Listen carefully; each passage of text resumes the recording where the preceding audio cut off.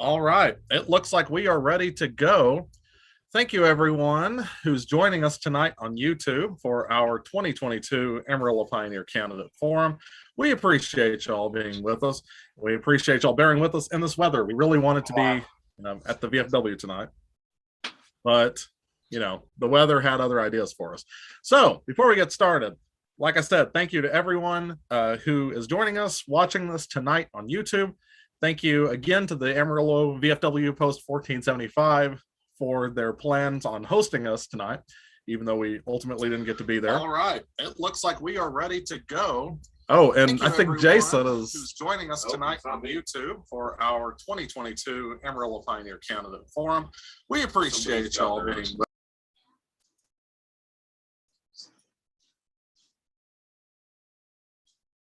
All right. Yeah, I got it was one of us. I don't know who it was. It's Jason. It's fine. Anyway, we are back and we're ready to do this forum. So thank you to everybody who's with us tonight. And we are excited to get started. Before we get started, I want to thank Len Walker and Councilman Cole Stanley for joining us and being our moderators tonight. They're going to do a great job. I also want to thank Jason Fogelsong for being our timekeeper tonight. He is the secretary of the Potter County Republican Party, and he joins us through the magic of Zoom. So I know we have some candidates who are probably watching the stream, and we're going to introduce this for every race. Jason, if you wouldn't mind, give us the signal for 30 seconds of time left. He's going to give you a 3 if you have 30 seconds left, and whenever time's up. Yeah, you're done when time's up. We appreciate everyone being with us, like I said, and before we get started, we have a couple people we want to thank as well. We want to thank Noah Dawson for helping us put this together, even though he could not be here tonight. We want to thank our sponsors for our voter guide. Also the sponsors who sponsored tonight's event: Dr. John Spiers for Texas Land Commissioner, D. Johnson for 47th District Judge, Joe Marr Wilson for 47th District Judge, Joanne Garcia Flores for Randall County Justice of the Peace, Kevin Sparks for Texas Senate, and Tam Boatler for Randall County Commissioner. We also want to thank our longtime advertisers, Ray Flooring and Realtor Jerry Glover. And also, like I said, we want to thank everyone who picked up our voter guide, who submitted their answers to the voter guide, everyone who helped make that possible. So the format for tonight is going to be very simple. We're going to do 1-minute introductions. In some races, if Len Walker deems it necessary, we will have possibly some time for 1.5 minutes of introductions, but we will see. Questions if time permits. And Jason will show the time to the candidates, like I said. If you have a question and you're watching this, we can't guarantee questions will be asked for every race, but if you do have a question and you want it to be asked, you can drop it in the YouTube live chat. I'll be watching for those, or tweet it to @Amarillo Pioneer using the hashtag Amarillo Votes. Like I said, once again, we want to thank everyone who helped make this possible. On a personal note, I also want to just take a moment to recognize that tonight's forum is being presented in memory of Tom Warren Sr., my grandfather.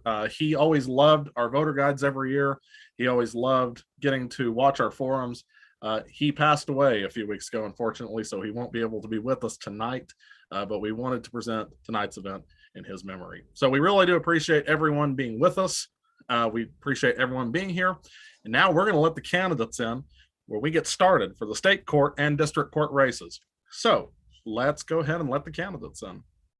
I've had my sound muted this whole time, but because we're sitting right next to each other.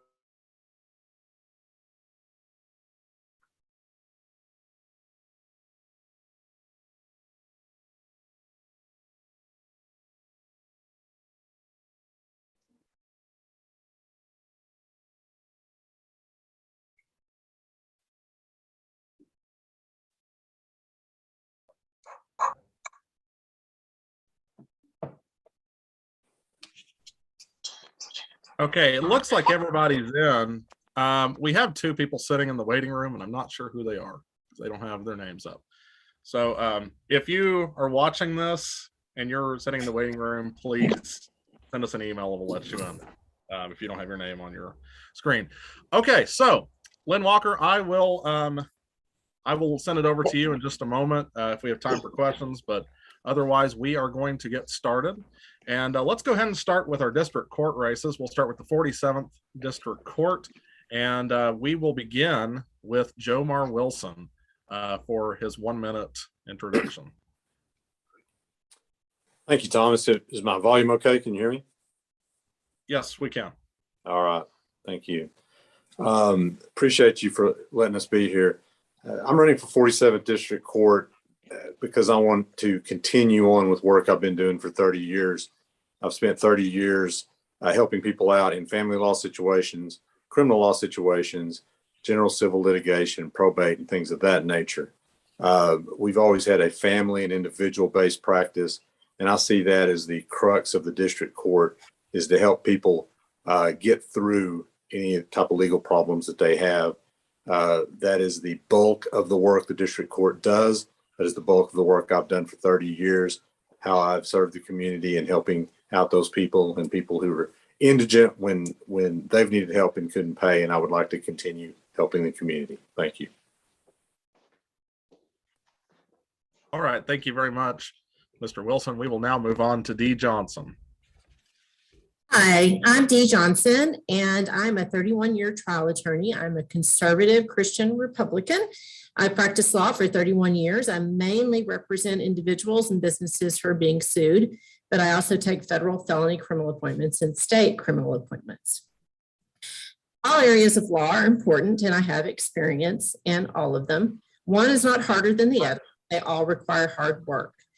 I have seen many excellent judges come from the civil trial practice area, and they all have strong judicial records.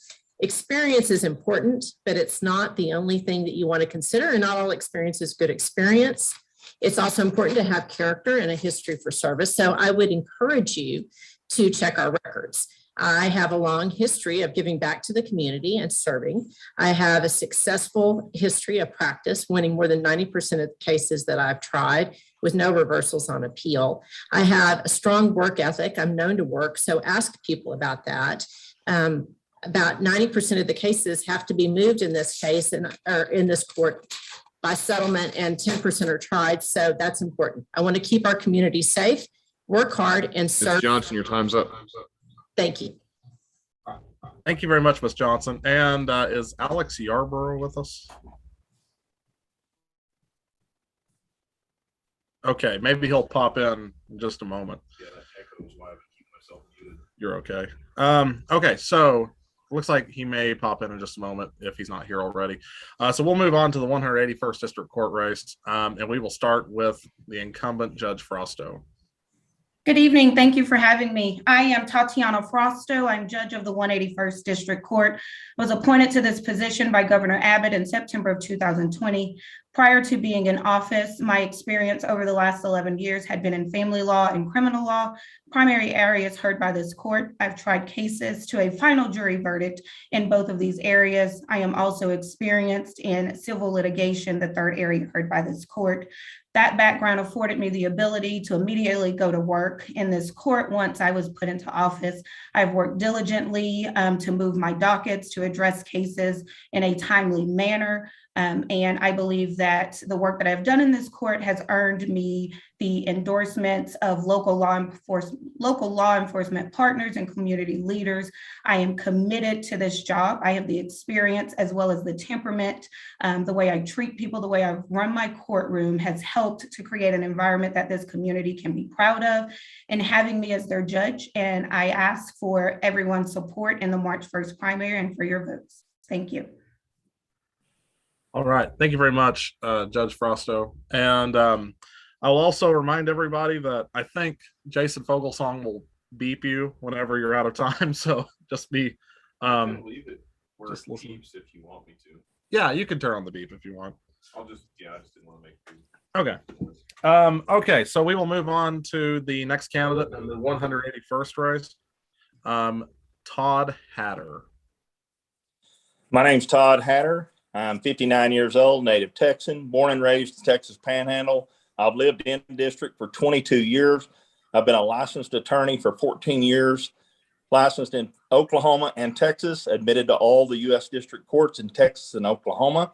I have tried everything from murder cases, drug cases, DWIs, all the way down to parking tickets.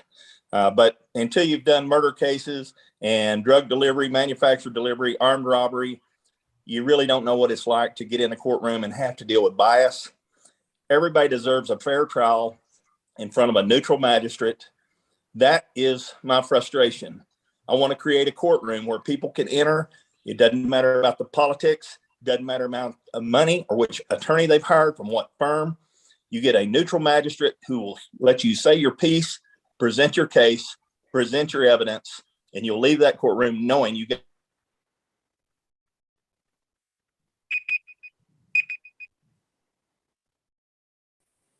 I think we lost. Yeah, Mr. Hatter. Okay. Well, I guess we'll move on to the 320th District Court race now. So we will start with Judge Sermon. Good evening. Thank you so much for having us tonight. My name is Pamela Sermon. I'm judge of the 320th District Court. I was elected to this court and started January 1st of 2019, 3 years and a month ago. It was a backed up docket. My staff and I have gone in and we've made the docket more current. The family and civil cases are definitely current. The criminal cases we're working on very hard. We're trying cases by jury trial. We've tried 21 jury trials in the last 3 years, and we think that we're doing a good job, and we're asking you to return us to this court so we can continue what we're doing. I'm a 32-year attorney and 24-year lawyer, judge. So thanks for having us tonight. Let's see. All right. Thank you very much, Judge Sermon. We will now move on to the other candidates in the 320th District Court race, Stephen Denny. Yeah. My name is Steve Denny. I'm running for 320th. I'm the candidate you should choose. Exactly the sorts of cases that are handled in the 320. Not only as a defense attorney, but as a prosecutor as well. That gives me an case's worth. And because of my extensive trial experience, I'm able to step in right away and get to work. I kind of disagree with Judge Sermon's assessment he's done, because I got the information from the clerk's office, and they told me that there were only 8 jury trials in the last 3 years done. Sermon actually in that court, and only 2 of them done in 2019, may have been accounting. I appreciate you guys taking this forum online today. I've been working as a firefighter out on I-40 all day, and it would have been a horrible decision to bring all these people in one place. So appreciate your vote. All right. Thank you, Mr. Denny. You were right on time. We will now move on to the Texas Supreme Court. And so I believe David Shank is up. Yes, thank you so much for having me. I'm Justice David Shank. I'm running for place on the Texas Supreme Court. I've been a justice with an actual record for the last 7 years on the largest appellate court in the state.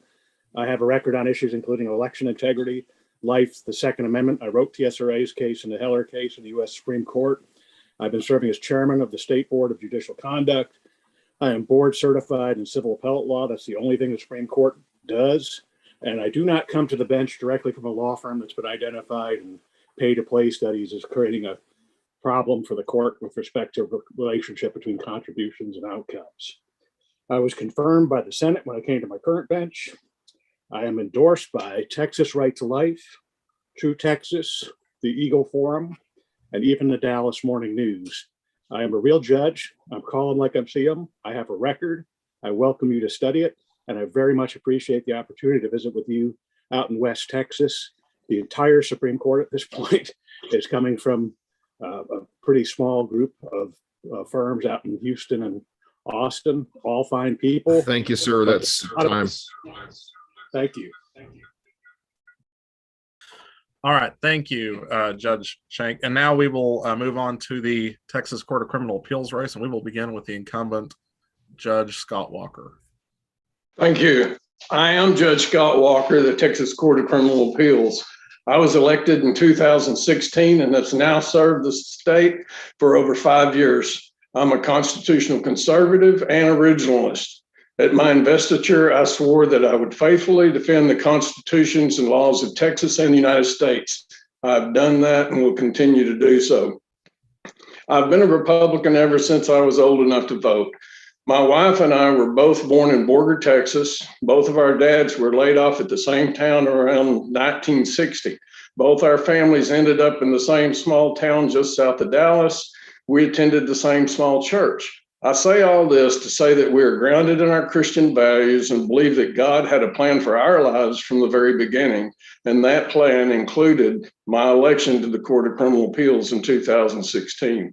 So I will continue to serve him and this state as long as I'm a judge at the Court of Criminal Appeals. Thank you. And if you want to see my endorsements, look at Facebook. That's time, sir. Scott Walker. All right. Thank you very much, Judge Walker. We will now move on to the second candidate in this race, and that is Clint Morgan.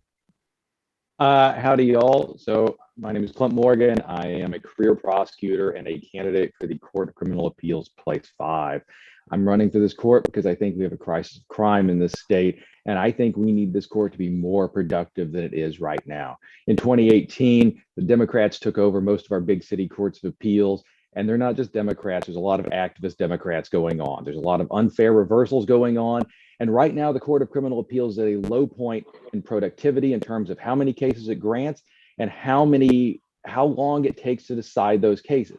We need our Republican judges at the top of the system to be extra productive and extra vigorous in their application of the law to keep these activist judges in check.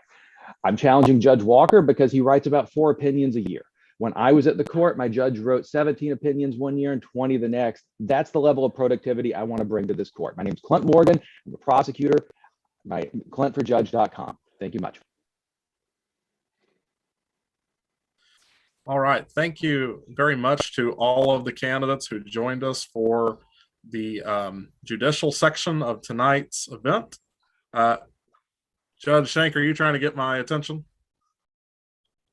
Oh, I was just thanking you for having us. It was really okay. I was trying to make sure. Okay. Well, I appreciate everyone joining us tonight for this section of our debate, of our forum. And Len Walker, do you have anything you want to say to the candidates before we let them go? Well, I just wanted to, again, thank everybody for showing up. I think you folks know that when the weather forced us to move this online, we had about 30 or almost 40 extra people in different judicial and regular offices who wanted to show up and do this on Zoom. So unfortunately, we're not going to have time for any direct questions, but we greatly appreciate those introductions and a little bit of a brief history on each one of you. And we wish you all the very best in your races. God bless. Thank you. Len, I will mention that it looks like Alex Yarborough did just join, if we want to let him give his intro. Well, he's here, and it is this section. I certainly don't have any objection. We're right on time, so I think we can go ahead and do that. Let's see if he is with us. Okay, are you with us? I'm with you. Okay, so the final candidate in the 47th District Court race, Alex Yarborough, if you'd like to give your minute introduction, sir. Sure. So I actually had a flowery introduction, and I was in my office with a podium when somebody outside my window could not start their car in the snow. And so I'm sorry I'm late. I went outside to give them a boost, and that's where I've been. Apparently, I help people with their cars instead of timely attending forums. So I'm a lifelong Republican. I'm a conservative. I've done a little bit of everything. I've worked in a district attorney's office. I've done family law. I've done civil law for the last 10 years. And I'm married with 2 kiddos, president of the local Federalist Society, and appreciate everybody's vote in March. All right. Thank you for being with us. And the snow has really wreaked havoc on us tonight. So we really appreciate that. No problem. Well, thank you very much to all of the candidates who joined us tonight. And if y'all wouldn't mind exiting the room, we are about to start the next section, which is State Board of Education. But before y'all go, thanks again for being with us. All right, thank you. Thank you. Thank you.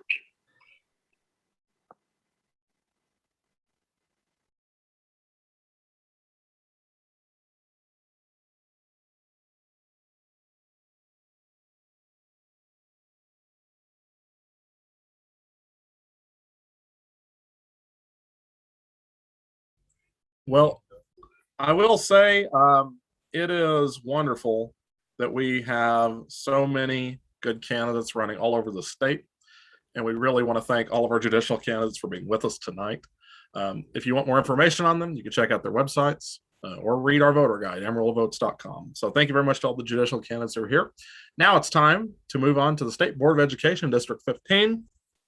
Hopefully in these races, we actually will have time to take some questions. So if you have any questions, feel free to drop them in the YouTube chat on the side of your screen, or feel free to tweet them to us at Amarillo Pioneer, at AMA Pioneer, using the hashtag Amarillo Votes. All right, let's let Jay Johnson and Aaron Kinsey in and get the next section of our forum started.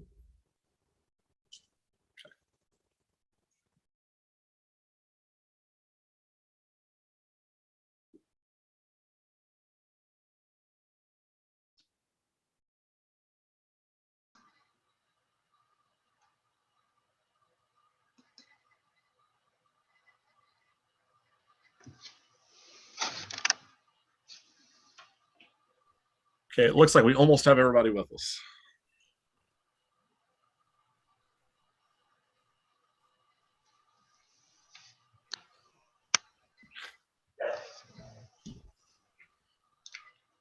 Well, for the candidates who are just now joining, we went over this in the last section. For your introductions, when you have 30 seconds left on your time, Jason Fogelsong, who you can see with the American flag in his screen, he'll give you this sign for 30 seconds, and he will give you this sign when your time's out. Excellent. Yes. All right. So we are now moving on to the State Board of Education race. This is the Republican primary here in Texas's 15th, the SBOE. That's most of West Texas, actually. Most of the Panhandle, the South Plains, and everything in between. So we are so excited to have both candidates joining us, and we will go ahead and get started. So let's go ahead and start with the incumbent for 1 minute introductions, Jay Johnson. Thank you. My name is Dr. Jay Johnson. I am a retired dentist. I practiced in Pampa, Texas for 43 years. I did almost 16 years on the Pampa School Board. Really enjoyed that. I did a lot of other things that prepared me for a job like this. I wasn't seeking this job, but when my state representative, Warren Chisholm, came and twisted my arm, I was happy to do the job. And I've learned a lot. I know I've got a lot to learn. I would not have wanted this job when I was younger because it takes a lot more time than I anticipated. I wouldn't want to leave my little kids at that point. And I didn't know how much time it would require to do my homework too. I spend a lot of time doing my homework, studying and reading. It's kind of like drinking from a fire hydrant this first year. It's been a great experience. I've made a lot of good contacts in education all across the state, and a lot of those people are supporting me. I've got 7 people from my colleagues that are supporting me also. All right. Thank you very much, Dr. Johnson. And now we'll move on to the second candidate in the race, Aaron Kinsey. Hey, good evening. Thanks for having me. My name is Aaron Kinsey. I'm a businessman from Midland, Texas. I am a first-generation college graduate and an Air Force veteran, and more importantly, a father of 3. And that's exactly why I'm running for this office, because I care about their generation and that their generation has the same opportunities to grow up in America like we did.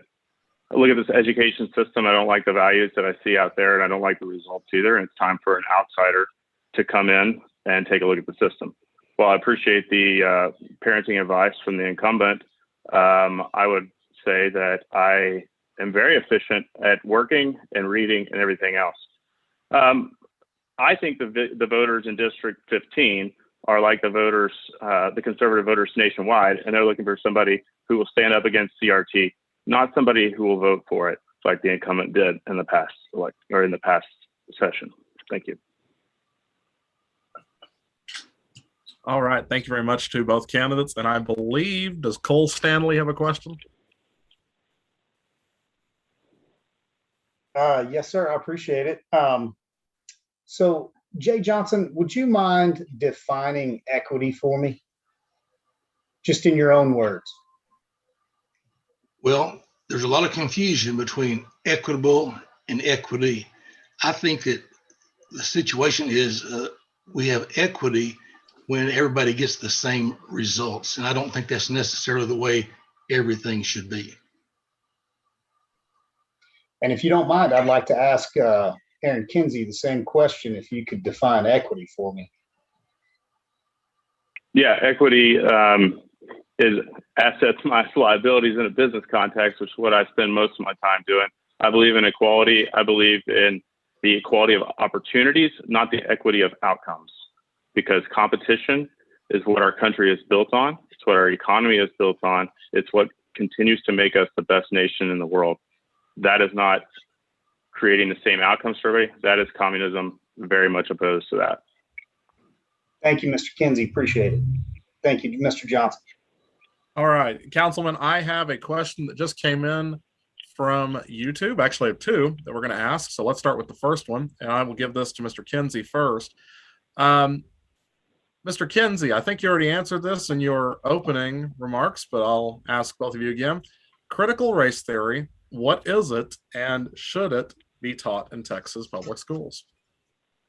Well, critical race theory is a rebranding of communism. It's basically dividing everybody and putting them into specific groups. It's telling people that you are different. You should be judged by the color of your skin, your race, or some other characteristic. I do not believe in it. It has no place in our society. I have a lot of business training. I have a lot of military training. I've led organizations of all types, and never in any book have I read that you can build a better team, a better community, or a better country by dividing people. Absolutely no place in our society. All right. Thank you, Mr. Kinsey. And same question to you, Dr. Johnson. Well, I've got to go back to the accusation about me being a proponent of critical race theory. I assume that I must have a pretty clean slate, because my opponent tried to find this area that he could drive a wedge. And I actually told the members of the State Board of Education, several of them, about this last week in our meeting, and every one of them laughed. They said, you are probably the Barry Goldwater of this group. He's basing it on the approval of a charter school back in June that the TEA, the Commissioner of Education, and many people had recommended. We only have an up and down vote on these recommendations. And the vote was 11-3 in favor of the charter school he's referring to. There was one Republican that voted against the charter being awarded to this. 11-3 on a conservative board, I don't think would single me out as a critical race theory proponent. He's taking that and twisting it. I don't know why he doesn't also include some Russian information there, or something that along those lines. It really is baloney. There's lots of acronyms in public education, and one that fits there real good is, I'll just say baloney. I can't believe he's, why don't you say Russian collusion? It's ridiculous. I know no Russians, just for the record. Well, can I respond to this? Because I think this is a really important question. Okay, so let me just. He's absolutely right. It was in June. It was the end of June, and he voted for it. Okay, and now it's out in the press as being controversial. It's called Essence Prep. It's in San Antonio. You can go Google it after this. Here's the mission of the school. It's determined to address the legacy of racism in education. We strive to embody anti-racist pedagogy, and pedagogy recognizing the opposite of racist isn't not racist, it's anti-racist. And then they go on to quote Ibram X. Kendi, which if you know who that is, you will know that he is a big proponent of critical race theory. So I don't know where this Russian thing is ridiculous and not even worth responding to. The record's there. You can go look it up. I'm happy to provide documents for anybody that wants to from the June State Board of Education minutes. But right after that, he also voted down a conservative school. So we see not just what he supports, we see what he opposes as well. Mr. Johnson, for the record, in favor or against critical race theory being a curriculum taught in our Texas schools? Very, very opposed to it. As I've been campaigning, I've taken a book around with me called, the book is called Critical Race versus God's Divine Law. And I've passed out 30 or 40 of those. The author is from Amarillo. Her name is Mary Dodson. She's a professor at Amarillo College. Everybody who knows me knows that is just baloney. If you had spent the 50 or 60 hours that we spent in testimony, those affected a lot of our votes. We had to hear about the geographical boundaries. We had to hear about the need of charter schools, the saturation of charter schools. And one of the main things that we all based that vote on, 11-3 vote, why single me out when only one Republican, and we're all conservative on that group, only one Republican voted opposed to it, and the rest of the other Republicans voted in favor of it. I just can't believe he keeps finding that as an issue.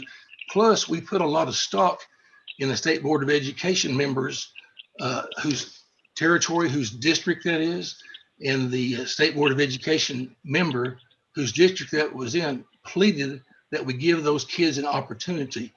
We did not have an opportunity to hear from the Texas Education Agency about the quote from Kinsey in there, but the Commissioner of Education, after that was brought up, found that at that point there was no law opposing. The law that was passed went into effect September 1st. The other law went into effect December 1st. All that was just information that wasn't even pertinent at the time. It just is silly to tie me to critical race theory. That is just totally ridiculous. I'm opposed to it. I would never let that kind of indoctrination slip into Texas public schools. Well, you did. The law is not relevant here when we're talking about principles and conservative principles. The hard copies I carry around are hard copies of the minutes because nobody believes that you would do it. And the reason that I'm singling you out is because I'm running against you and not everybody else.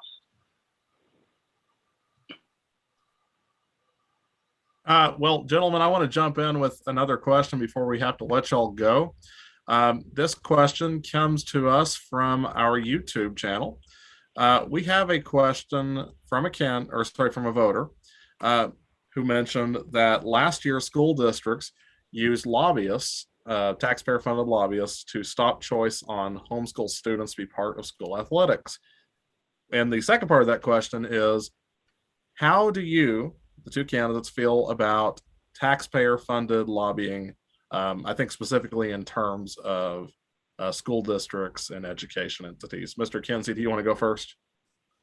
Yeah, I don't like taxpayer lobbying in any setting, so I'll put that to rest right there. As far as the school choice issue, I think that parents should be in charge of their children. I believe in opening this up. I think when you look at this as a market from a business perspective, you look and you say, this thing is broken. And there's a monopoly. There's very few places, actually none in history that you can come up with, where monopoly creates better outcomes for consumers. So you have a bunch of ISD people who dominate the system where all of our taxpayers, all of our tax money goes. And I am for increasing school options via homeschool, charter school, interdistrict transfers, et cetera, because I believe in competition that it will drive better outcomes. All right. Thank you, Mr. Kinsey. And Dr. Johnson, same question. I want to first say that about charter schools, I also believe in choice, school choice, but it has to be a good choice. You only want to give people who are looking for choices, give them good choices. Let's not give them bad choices. Back to the competition, that's an issue. And I actually heard the commissioner of the UIL speak yesterday or day before yesterday in Austin. And that's something that they were trying to work out. There are issues in that you can't say, yeah, that's a great idea. You have to figure out how to make it work and make it work fair for everyone. So I think that's a great idea, but there are issues about making it fair for everyone who participates. That could turn into a situation of recruitment, and that would not be fair for UIL situations. So it's a good idea. I want to see how they're going to make it work before I'm going to say, yeah, let's do it. All right. Thank you very much, gentlemen.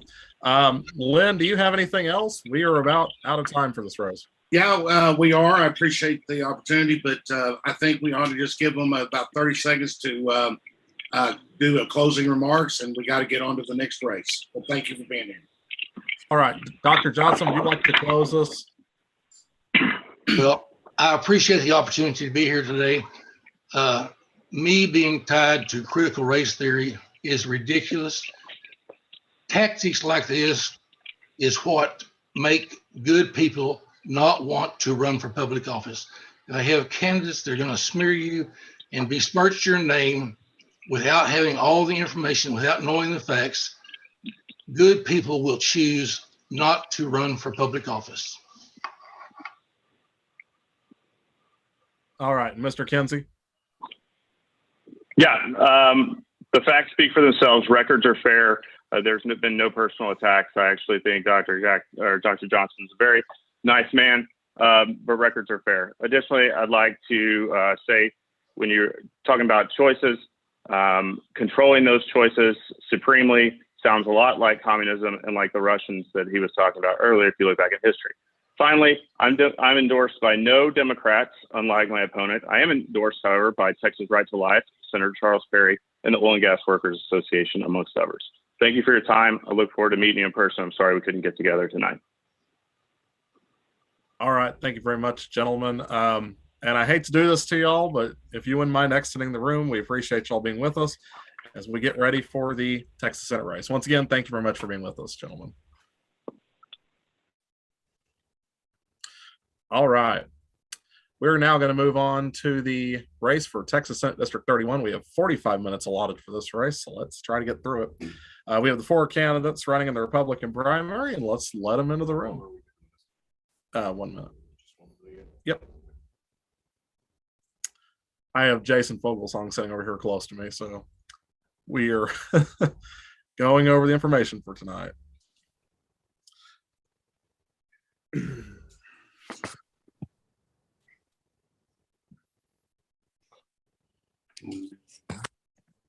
I think Tim Reed is here too. I didn't see him.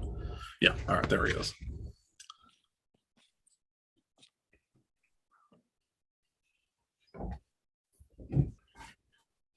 If Kevin Sparks and Tim Reed could turn on their camera so we could see them. Yep. Maybe you don't There's want Kevin to. Sparks. Let's see. And there's Tim Reed. Excellent. All right. Thank you very much, candidates, for being with us. We apologize for the weird way the weather impacted us tonight, but we're just so thankful that we were able to get together, even virtually, to do this forum. We have 45 minutes set for the Texas Senate race, so we're going to try to get through a lot of issues. We went over this in the last race. 1 minute for introductions, then we're going to do questions. Jason Fogelsong, you can see him in the blue and white shirt with the American flag. He will give you this signal when you have 30 seconds left. He'll give you a 3 for 30 seconds. And whenever you're out of time, he'll give you this signal. All right. He will also, I think, beep you. So we will see what happens. All right. So we're going to go in Potter County ballot order. I have the ballot for Potter right in front of me. So that means Jesse Quackenbush is up first. 1 minute introduction, sir. Okay, so thanks for having me tonight. I appreciate it. I'm running for Senate District 31 because I believe that we need a powerful voice from the Panhandle. Our district has recently been gerrymandered to the point that it'll be nearly impossible to elect someone from this area unless we vote together as a group. So I'm sort of not only asking for Republicans, but also Democrats, Independents, and Libertarians to vote for me to make up for the unfair gerrymandering and county stealing that has taken place by the swamp down in Austin. So I'm running for office for the people. I've represented the people for 34 years in courts throughout the state, and I intend to do so if I'm elected as senator. Thank you. All right. Thank you very much, Mr. Quackenbush. So next up is Kevin Sparks. Yes, my name is Kevin Sparks. I'm from Midland. I've been married to my sweet wife, Jill, for more than 30 years now. We have 4 kids. I've been in the oil and gas business for a little over 35 years. And I'm running because I'm concerned about our country and concerned about our state. I am intending to try and bring our district together as opposed to, dividing us. I really believe that if we can, if we can get our conservative voices across the whole district together, I think we have a much better shot of influencing Austin as opposed to Austin influencing us. All right. Thank you very much, Mr. Sparks. And next up is Stormy Bradley. Hi. As Texans, we are value-based people. My values are integrity, grit, and accountability. I'm running because we need someone in Austin that has unyielding integrity and the backbone to hold their colleagues accountable. I'm an everyday hardworking Texan seeking to serve everyday hardworking Texans. This is a rural district. We live life differently than those in Austin and Houston. We have grit because it's required. We value handshakes and integrity. We believe in a good hard day's work. We want our kids to grow up with a strong work ethic and a servant's heart. You want an elected official that has the same values as you, that'll fight for you the way you would fight for yourself. I care about doing what's right, not just what's politically convenient. My name is Stormy Bradley, and you have my word, I won't sell you out to the establishment in Austin.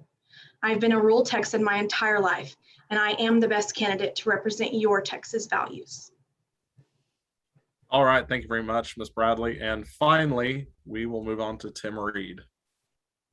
Well, good evening, and thank you for hosting this tonight, and to the other candidates for putting their name on the line to give the people of this district a choice. My campaign is about common sense and civility and matters of substance and not ideology. As a candidate, I am the most prepared by qualifications, by life experiences, by work experience to serve the people of this district. I've been a public servant for 32 years, and I put my life on the line for this state and for this country. I'm not an Austin insider. I'm not part of the establishment, and I'm not in anybody's back pocket. I truly believe in small government, local control, and an individual's right to choose what's best for themselves and their family. As a rural district, we should be concerned about the power grab and control that has gone to Austin. This goes against the very nature of being a Texan, of personal liberty and responsibility. The issues I see driving this next session are education, border and public safety, child welfare. Thank you, sir. That's time. The echo is really something else on Zoom. Okay, so I'll throw it over to Councilman Stanley. Do you have a question to get things started for the candidates? Yeah, so go back to Tim Reed here. Mr. Reed, you had given 32 years of public service there. If you don't mind telling us a little bit about that, and then would like to hear, based on your expertise and experience, what do you see the solution is on border security? I had 32 years in law enforcement, a year as a local police officer, 3 years as a state trooper, and a total of 28 years with the FBI. And that service was here in Amarillo for 19 years. And then I had diplomatic tours that took me to Iraq and Pakistan, Indonesia, and other countries looking at terrorism and security issues. The border issue, we have a good start this last session with the money that was put in there and the resources, but we can't stop there.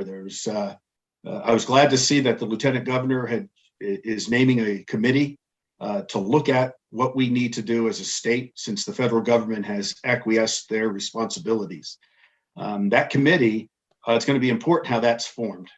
And if it's just a bunch of lawmakers, it's not going to be very successful. It's going to have some military people on it, people in the security field. We're going to have some constitutional scholars that are sitting on there, because we have huge constitutional issues that we have to look at. And so that committee that's going to be a very good start to it. We are going to have to throw everything out on the table as ideas. After 9/11, it changed how we did things as a country, and it made us think out of the box. And that's what we're going to have to do. One of the first things looking at probably is looking at the wall and how we complete that, because we're talking about federal lands and what right does the state have to put on federal properties. And so I think that's going to be the first big issue to look at because that wall is going to have to be completed, right? Good walls make good neighbors. Hey, thank you, Tim. I think piggybacking on that question, Councilman, let's go ahead and throw it over to Mr. Quackenbush, and then we will get Ms. Bradley, Mr. Sparks. What is the solution to securing the border?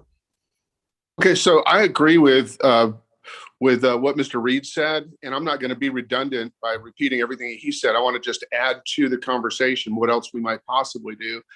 I really think that it's a combined federal and state issue, in that the federal government has an obligation to protect Texas, but we also have a right to protect ourselves as well. So I believe that continuing the wall and somehow erecting the wall is a good idea. I believe that the National Guard needs to be down there, not our state troopers.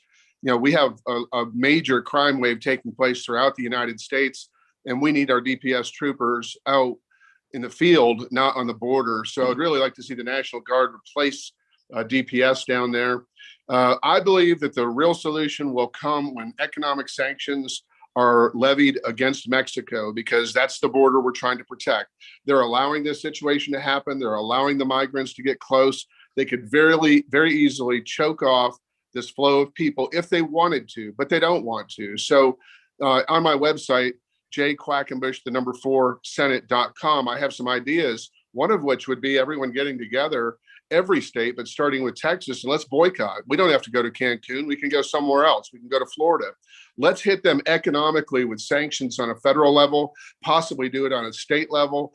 And then we can all, as citizens, boycott going to a country that's really trying to ruin our country.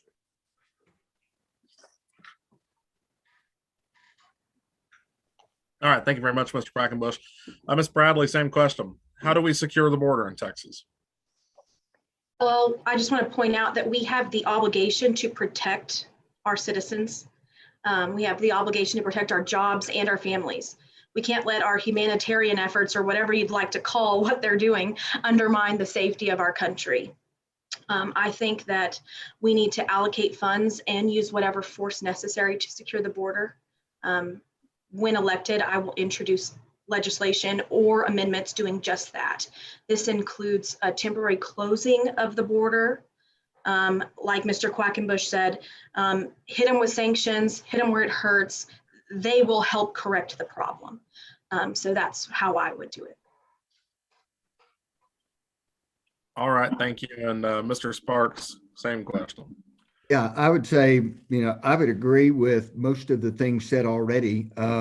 I do believe that it's not going to get fixed until our federal government determines that it's going to get fixed. What we've got to do in the meantime, though, we've got to make it economically painful for Mexico, because that's really the only way we keep people from coming across the border. We can't put enough manpower down there to completely stop it. We saw how effective it was when President Trump shut down the access to the border. Within a few weeks, Mexico came to the table to negotiate. So I really think that that's where we need to head. I believe that it's an opportunity to reassert states' rights, not just for Texas, but remind the other 49 states that we are actually 50 independent states.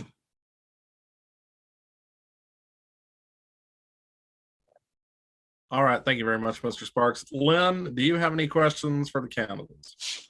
Yeah, I've got a question that I think is happening. It's a problem all across the state, and that's affecting all of our property taxes. There's really two ways that municipalities and counties throughout the state can raise money for their different projects. One is to put projects and proposals on on the ballots for the voters to vote and approve. And usually those projects will come along with a request to raise a sufficient amount of money in bonds. The other way, though, it's kind of the backdoor way, and that's using certificates of obligation that would automatically indebt that municipality or that county and provide the money to pay for whatever project they want done. Now, what happens is that once those certificates of obligation come due and they got to start paying on them, then elected officials will often come back and say, well, our debt is at such a way we have no choice but to raise taxes. I want to know from each one of you, number one, how would you propose certificates of obligation be used? And do you have any ideas as to changes that can be done that would prevent municipalities and counties and other subgroups from automatically using certificates of obligation? Okay. Who do you want to start with, Thomas? Let's go ahead and start with Miss Bradley on that one. Yeah, so Miss Bradley, what are your thoughts on certificates of obligation? How do we curb these abuses? And what ideas do you have? I think accountability is the first thing, the most important thing. It sounds like that's, like you said, the backdoor way. I'm not familiar with certificates of obligation, but I do understand that our counties and our public schools get their funding from property tax dollars. And I know, a lot of people are leery to talk about eliminating property taxes and things like that. But, it's not how much money that you make that's important. It's how much money that you spend and how you spend it. I think that we need to increase efficiency. I think we need to do that. We can reduce property taxes, reduce the need for these shady certificate of obligations. And then possibly, I know a lot of people are proponents of eliminating property taxes because, I mean, who isn't? We should own the homes that we live in. But I do think that there's certain steps that we need to take to make that happen. Okay, thank you. All right, let's move on to Mr. Quackenbush. Same question. Okay, so certificates, I'm not even going to bother taking time with certificates of obligation. I apologize to you for that. I'd like to talk about property taxes and how to actually solve the problem. Every election cycle, we get politicians that come in and say, I'm going to lower property taxes. I'm going to lower property taxes, but nobody has a new idea. And the reality of the situation is you can't lower property taxes unless you have revenues to offset it somewhere. So I proposed on my website, jquackenbush4senate.com, that we do have a new tax that really won't touch people as hard as most taxes do, like sin taxes. And it's called a litigation use tax. It would impose a 5% tax on every litigant in the state of Texas that achieves a settlement. That money would be earmarked first for seniors over 65 to help give them a rebate up to $3,500 a year against their property taxes. It's something that's new. It's something that other states have tried. Hybrids of it. It would create new revenue without really hurting any particular industry. The cost would be shared equally with plaintiffs and defendants. And the state would have an overwhelming amount of money to start lowering property taxes if they actually earmarked it, like they should have lottery funds instead of putting it into the general fund, towards lowering property taxes. So all these other gimmicks have been out there forever and nothing's ever solved it, including certificates of obligation. So let's try something new and let's get a revenue stream going that's actually something that could be administered by the lawyers that are representing their clients with little cost to the state itself.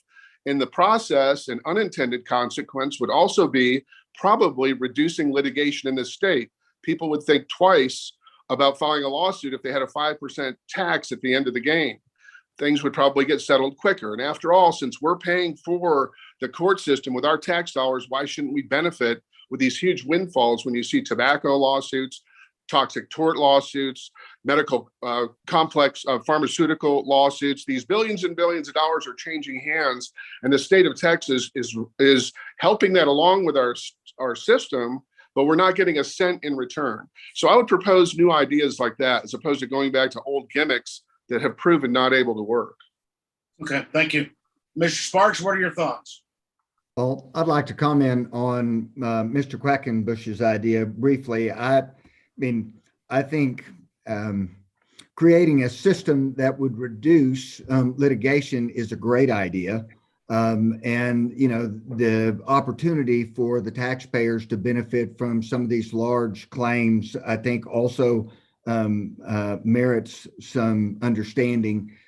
Yeah, I don't know that you can count on that. And obviously these taxes we have to be able to count on because our communities have no other source. I'm for reducing property tax over the next 8 to 10 years. And I've seen plans where we can begin to pay that down out of some of our budget surplus and then completely get rid of it, replacing it likely with an increase in consumption tax, which is a very broad-based tax. And I think we owe it to the taxpayers to move that direction.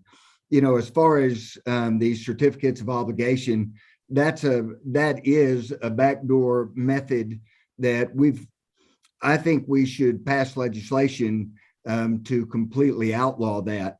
I mean, the taxpayers are the ones who are on the hook in each one of our communities. They're the ones that ought to get the right to vote up or down on what their community leaders are proposing. And it's on the back of your community leaders to convince the public that whatever they're trying to raise funds for are necessary items. You know, I've talked to several communities over the last several weeks that have, and these are rural communities that have funded their projects out of cash that they have saved in their budget. I mean, what a novel idea. And I think the state of Texas ought to be doing everything it can to encourage that type of behavior. All right, thank you, sir. Mr. Reed. Well, certificates of obligation should be used sparingly, if at all. You know, I'm a proponent of local government and local control, and we vote our representatives in to do the job we want them to do. But that doesn't mean that local control is unfretted. We need to have some standards and guidelines, and it may take some legislation to ensure that those are that certificates of obligations are only used in a sparingly manner.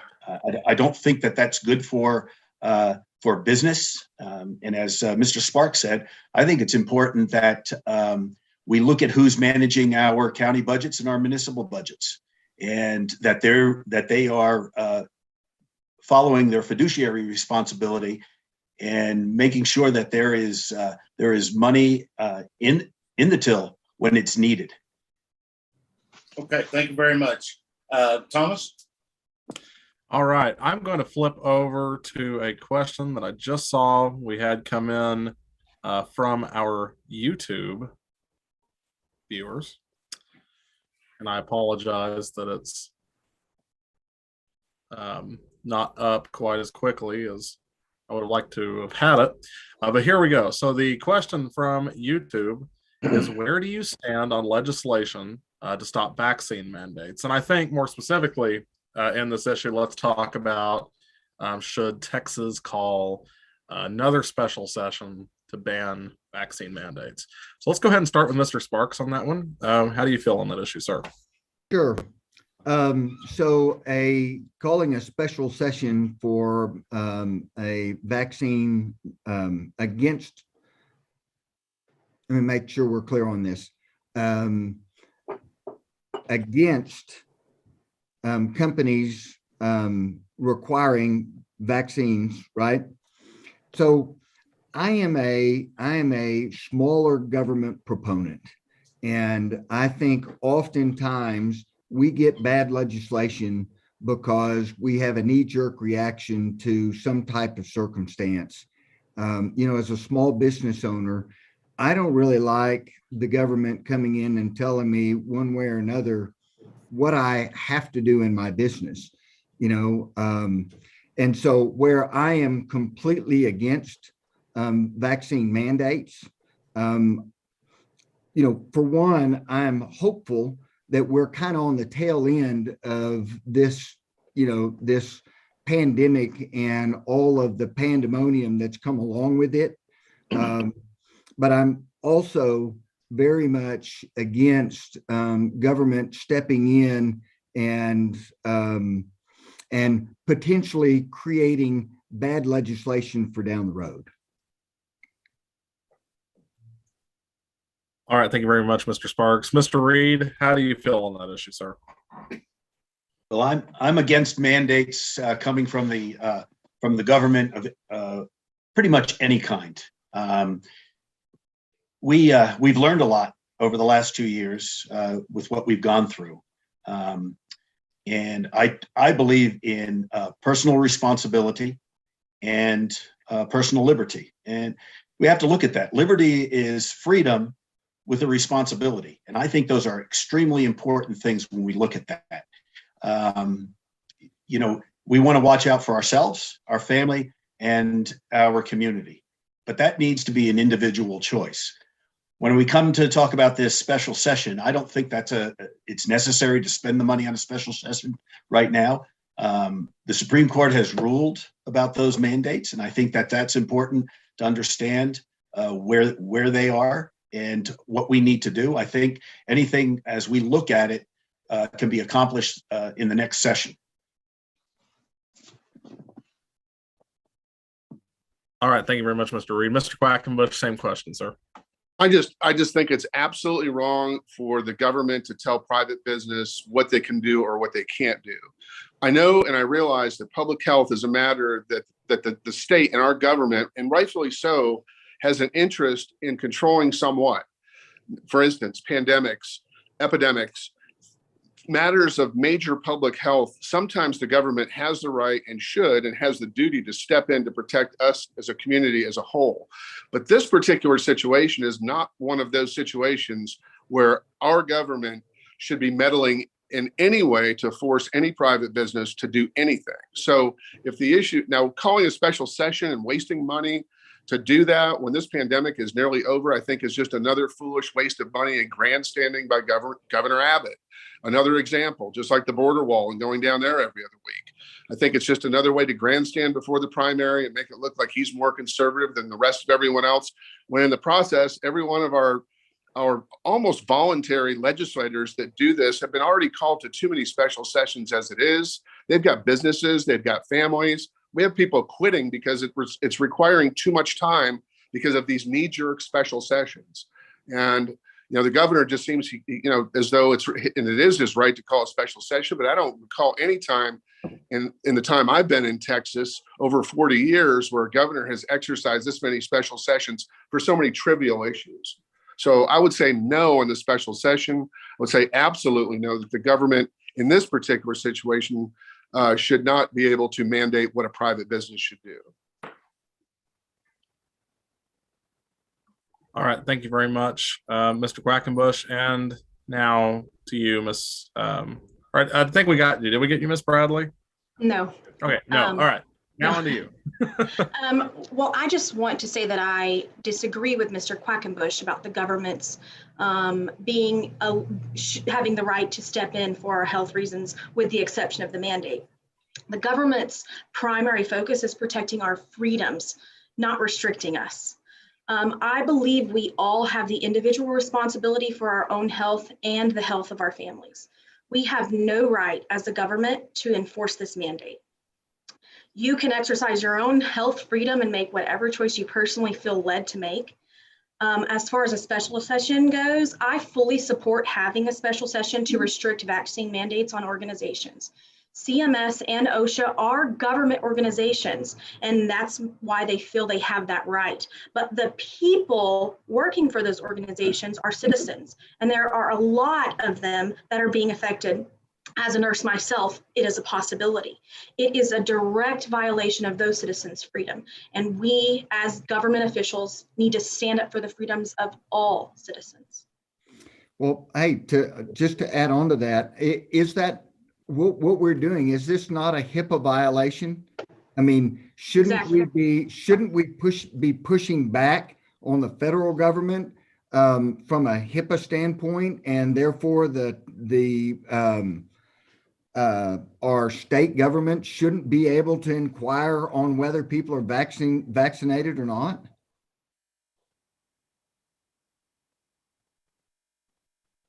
And I agree with you. All right, excellent. Now I'm going to throw it over to Mr. Fogelsong because I actually think he has a question for the candidates. I do. Thank you. You want to stop your sound for a second? It'll stop. That's so weird. Okay. There we go. I'll try to talk quieter. He has to mute. Anyway, if thinking about this coming election, you're participating in the forums, that's great. And you're going to have, and I'm glad you're all here, and you're going to have this party affiliation next to your name on the ballot. But how can we, the voters of your constituents that you want to represent, be sure that you will be among us in our district, active in our communities, because it's a big district, and reflecting the values of the party you claim membership of while you're in Austin? How can we be sure you're not going to go and disappear into the swamp? As I've lived here since 2009, and I've seen the incumbent exactly one time.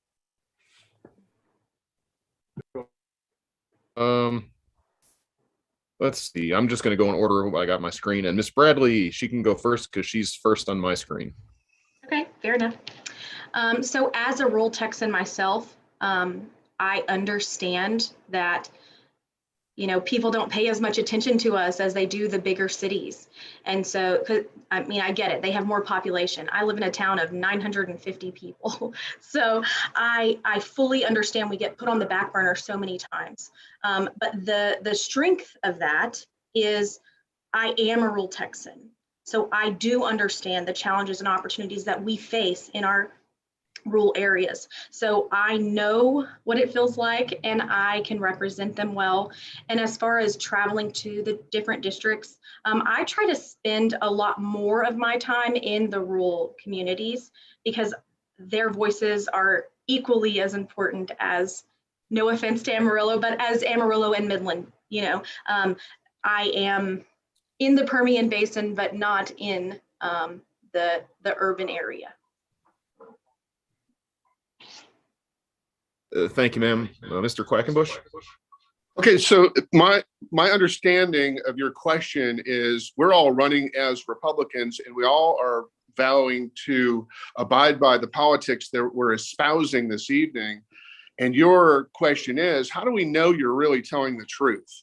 And you're not going to change your mind abruptly and do something else. Is that what your question is? That is a fair interpretation. Okay, and that being the case, I would ask a question back to you. When Governor Abbott comes here and Lieutenant Governor Patrick comes here, and I think they will be here at some point during the campaigns, I want you to pose the same question to them. Because 7 years ago, both of them, by the politics that we're espousing this evening, and can you get rid of your feedback? Both of them were espousing local control by local school boards. And somewhere over the last 7 years, they did fall into the swamp. And when they fell into the swamp, now suddenly they're not for local control. I'd like for you to pose that question, because that's a perfect example of how a Republican who promised one thing and then suddenly does a complete 360 within a 7-year period and now is against local control. Very fair question. I think that the only way you hold them accountable is to vote them out of office. But that's a perfect question because you see it from these professional politicians mostly. And a perfect example is Governor Abbott and Lieutenant Governor Patrick on local control. Okay, thank you, sir. Mr. Sparks. Yes. So the hard part about a district this large is covering everything. I think you've got to be very intentional in making sure you spend time all across the district. That's kind of the first part of your question. And the second part is, how does the voter know that a particular candidate is going to follow through with what they pledged to do in their campaign? I would argue that, you ought to be calling people from, like, for Midland. You guys all know people in Midland. The voters ought to be talking to their friends and neighbors and relatives across the district to find out what they can learn about the character of each candidate, because that history is really the only thing that you can bank on. In addition to that, obviously, as Mr. Quackenbush said, we ought to be paying enough attention as our voters that when our elected officials don't do what they say, we vote them out of office. Thank you, sir. Mr. Reed?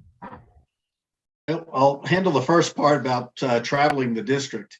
I'm a school teacher right now, and if I get elected, I'm out of a job. I'll have a job as a state senator, and that'll be full time.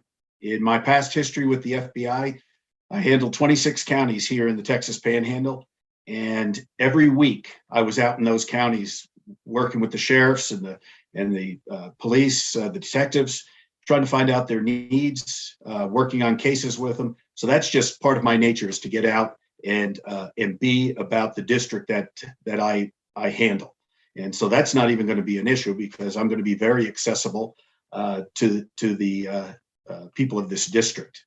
You know, as determining whether or not a person is going to follow what they campaign on, I think you have to look at what they're doing during their campaign. I haven't sought any endorsements, nor have I accepted any, and any of the monies that come with it. I don't think that's a good idea. I think when you go down to Austin, you should be your own person. I'm also at an age that I should be thinking about retiring and not going down to the swamp, as you say.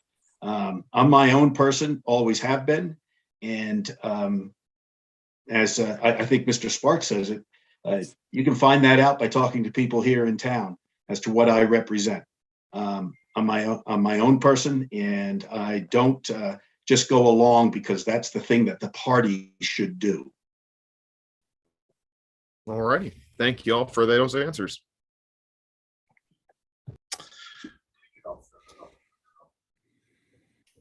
All right, Councilman Stanley, do you have any more questions for the candidates?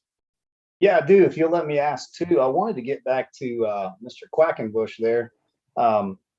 Jesse, do you happen to have any numbers on your litigation tax? Do you have a quantitative gross of what that 5% would look like that would assist us in additional revenues? Yeah, and we're going to get to that stage if I make the runoff. There's just simply no time. I have an economist that I'm consulting with. There's a lot of technicalities. There's other state models that we can use as anecdotal data. But as far as hardcore numbers right now, this is generally just an idea. I have nothing on paper in terms of a real plan. That would come much later, after a lot more detailed thought and consultation as well. I'm fairly certain it's legal. I have researched that part. I've seen other states do it. I believe it's constitutional. It would be a constitutional tax. And it's not going to be very popular with litigators, with attorneys, with legal groups, but it is a source of revenue. We can look at a state, right? New Mexico does it. They derive a tremendous amount of money from this. And I don't think that it fuels their entire educational system, because it's a much smaller state. But anecdotally, we can look at other states that have this type of litigation use tax, where it's been implemented years ago and earmarked for property taxes. So I hope I've answered your question. Yes, sir, as much as you can. And I appreciate you bringing out a new idea. It's an interesting one for sure. My other question to you guys, and I'd like to go to Mr. Sparks if I can, and then we'll go down the list. What we're seeing with vaccine mandates is government overreach. And what we're not seeing is government leadership. And so what I'd like to hear you guys address specifically is, when that next government overreach comes in the form of travel restrictions or potentially vaccine IDs, what are you prepared to do on behalf of your constituents here in the state of Texas to keep us free? Yeah. So, so vaccine IDs, once again, I think all of that is already in place with our HIPAA regs, that there's no legal way that they can force us to do that. And I'm prepared, if it comes to it, I'm prepared to propose legislation to show that, Texas will not require its citizens to provide vaccine certification. Thank you, sir. Mrs. Bradley? playing off of Mr. Sparks, exactly. I would make it a very, very, very important priority to hold people accountable and say, look, we are violating their health freedom. We are violating their medical freedom, and there's no place for it here. I think the reason that some people are allowing it to happen is because, frankly, we've lost our backbone. And I think we as citizens need to get a refreshing course on what it really means to be a citizen of the United States and a citizen of Texas, and start exercising that a little bit more freely. Hey, thank you, Stormy. And Tim Reed, if you'll answer that next, and even if you have anything to add to in the way of maybe federal monies are assisting in pushing this agenda. Well, I like Stormy's answer to that. We have lost our backbone down in Austin. They like to push us around out in our rural areas, but as a whole, they've lost their backbone, and that's something that needs to come back. And we need that leadership down there. That should have been immediate legislation that went out, and that's what the counties, the rural areas, were asking for.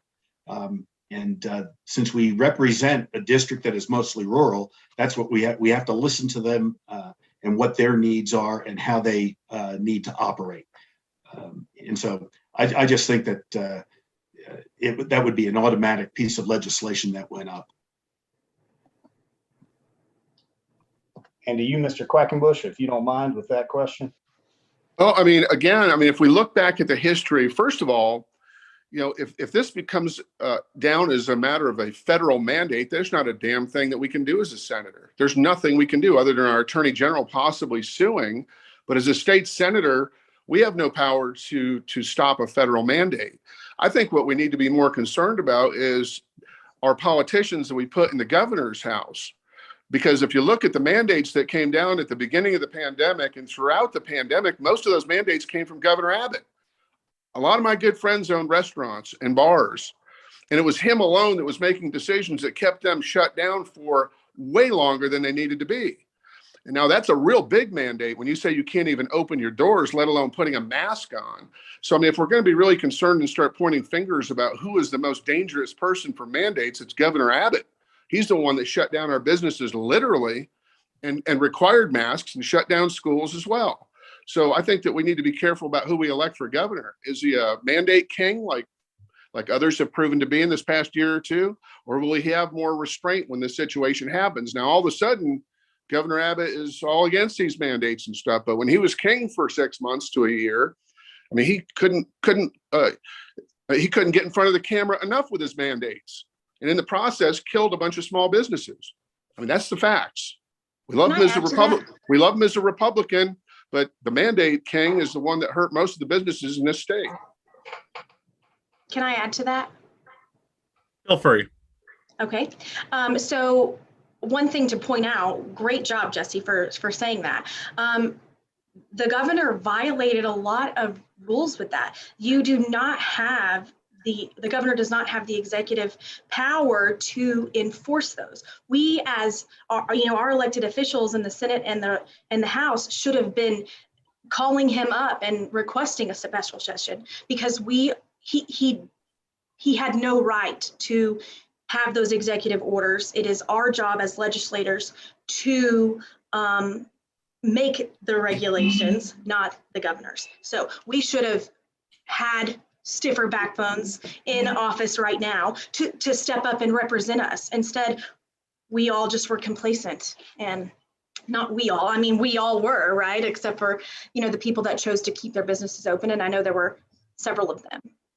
Yeah, I would have to say, Midland was one of those classic cases. Our mayor, who is a good personal friend of mine, called up several business leaders and held a press conference here in Midland and pushed back against the governor and was reprimanded, showed up on Fox News because he pushed back against Governor Abbott.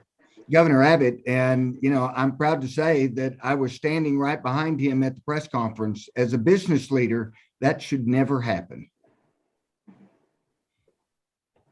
All right. Well, candidates, we really do appreciate y'all being with us once again.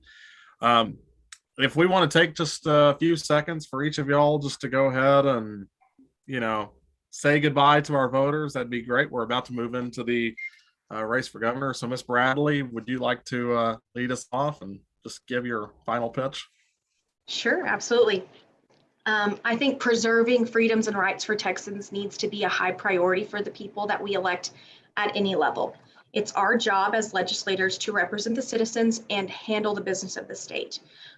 This plays into my strengths, not only because I am a woman of integrity and accountability, but also because I am a business executive. I have rural upbringing, and I am a nurse, an aviator, and I also have ranching experience as well. I produce the values that Texans hold near to their hearts, and I know that I will serve the citizens of Texas very well. I hope that you will all give me the opportunity to do so. Thank you. Mr. Quackenbush. Okay, thank you very much for the opportunity. So when we're trying to pick a candidate, let's look at who his constituents are. My opponent, Kevin Sparks, has made a big deal about saying that he's going to be for big oil and the voice of big oil when he gets down there as senator. And that's fine and dandy. Big oil needs to have representation, like they need more power. For the past 34 years, I've been representing families, small businesses, landowners, women, and children in courts throughout the state. That will continue to be my constituents, the people that I will, before every vote, ask one question: what is best for them, the people, not some special interest, not some big oil or big anything, but the people. And I think that the people of the 31st district deserve a candidate that's going to be fair to them from the very beginning and not come out of the box in favor of only representing one industry. My industry is the people. Right now. My industry is the people. And that's who I promise to represent. Thank you very much. All right. Thank you. Mr. Sparks. Sure. Well, I'll have to push back a little bit on that, Mr. Quackenbush. Number one, I'm not representing big oil. I work for an independent family-owned oil and gas company, which is much different than big oil. In fact, we look nothing the same, and our interests are not very closely aligned. I'm a small business owner, just like ranchers and farmers are small business owners in a commodity-driven market. So I've had 35 plus years experience of understanding how you maintain a small business, how you keep people employed, how you take care of your folks. That's what I intend to represent all across this district. And I would also like to say, one of the last things I think we really need to do, we need to be intent on educating our young people about personal responsibility and self-governance. That is likely a term that they have never heard. That if we're going to keep our personal liberties across the whole state of Texas, we've got to do a better job of bringing up our young people. All right. Thank you, Mr. Sparks. And finally, Mr. Reed. Well, I think the greatest resource we have in this state and in this district are our children. And that's who I've represented pretty much all of my career, whether it was in education, with Child Protective Services, co-founder of Amarillo Area CASA, a big brother. And I was a foster kid. So I know what it's like to do without and have to struggle in life. And I think we need somebody down in Austin that has those life experiences as well as the work experience. And that's just an important thing. Kevin hit on the thing with our children, how we educate them and how we care for them, whether it's the border question or our public safety. That's about our children and how they're going to be raised and how they feel secure and safe in their communities, in their schools, and every place else that they're going to go. We want to make sure that they're educated and that they can be successful, whether it's in the work environment or going on to the university and later on working in life. So as my constituents, I look to the children and the grandchildren of our district as our greatest resource. And that's who I think needs the greatest representation. All right. Thank you very much, candidates. I hate to do this, but if you wouldn't mind exiting the room, we appreciate y'all being here. We are on to the race for governor. Thank you, gentlemen. Thank you. All right. We're now going to let the candidates for governor in. It looks like we have a few of them.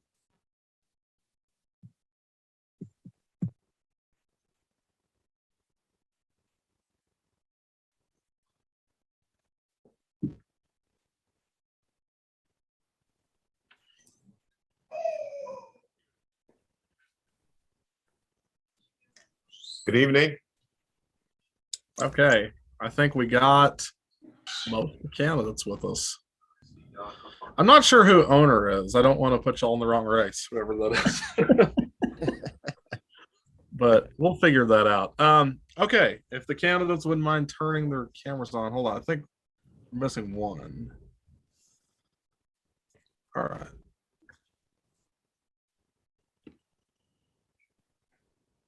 Let's see. Let's see.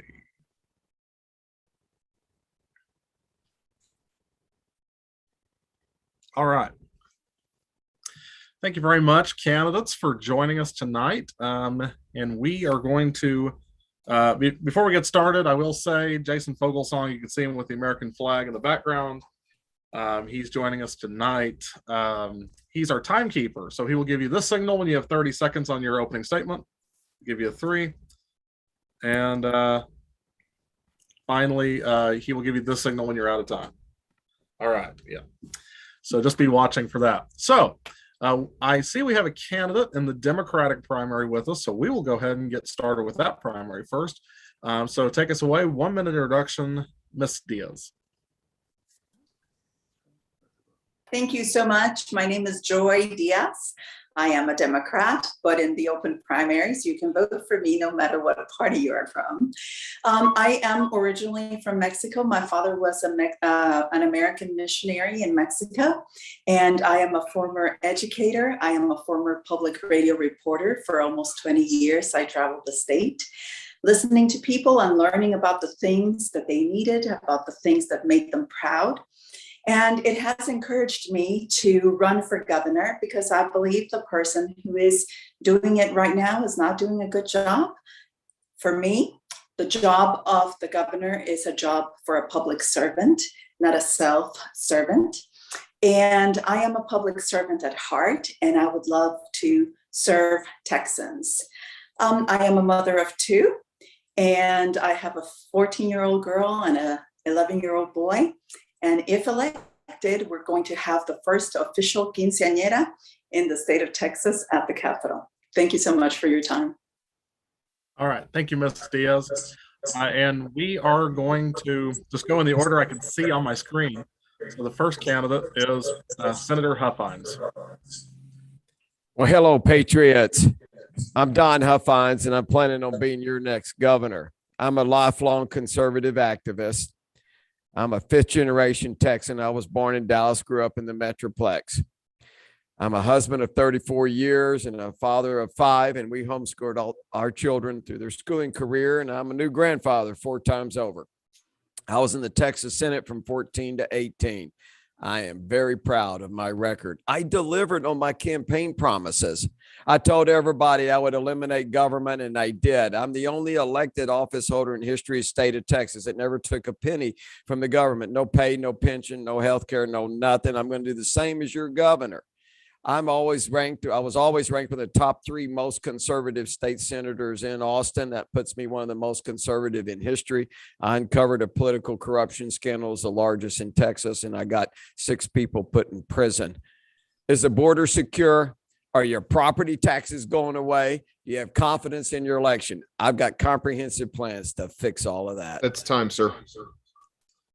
All right. Thank you very much, Senator. And now we'll move on to Lieutenant Colonel Alan West.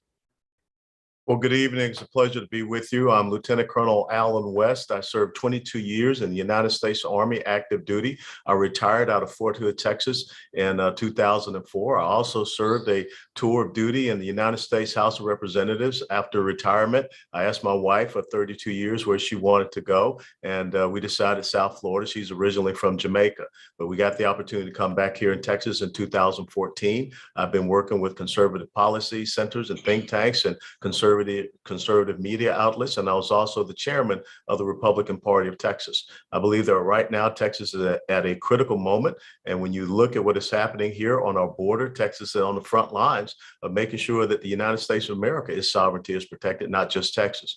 But we see failures at the border. We see failures when it comes to the fact that we're tops in the nation for human and sex trafficking. Dallas and Houston, top 2 cities, and we have to be concerned about what's going on with our property taxes, with the drug trafficking crisis, and also the public health crisis, because we're allowing hundreds of thousands of people to come across our border illegally. I think the most important thing is your freedom, and that's what I want to stand up and protect. All right. Thank you, Mr. West. And now we'll move on to Danny Harrison. Good evening. Thank you for giving us the opportunity to be here. My name is Danny Harrison. I'm an independent thinking Republican candidate for governor of Texas. And I'm a graduate of Stephen F. Austin State University. I went to Humble High School in north of Houston. I've been in part of the Humble High School. I want to reach out to my Wildcats out there. Been in business for myself for 32 years. The motivation for running for governor is simply Governor Greg Abbott shut down $70 billion worth of industry of hotels, bars, gyms, salons, movie theaters, had them running at 25, 50%, had bars shut down indefinitely. But at the same time, he had Lowe's, Home Depot, Walmart, Costco running at 100%. That's no friend of small business, which is the economic engine of our state. We need something better than that. We also have to have somebody that pushes back against federalized elections, vaccine mandates, vaccine passports, protects our oil and gas industry from the new green energy plan, but also takes ownership of the border, takes strong ownership of the border, and who's willing to bring in new revenue streams in regard to entertainment, gambling, legalization of cannabis. Thank you.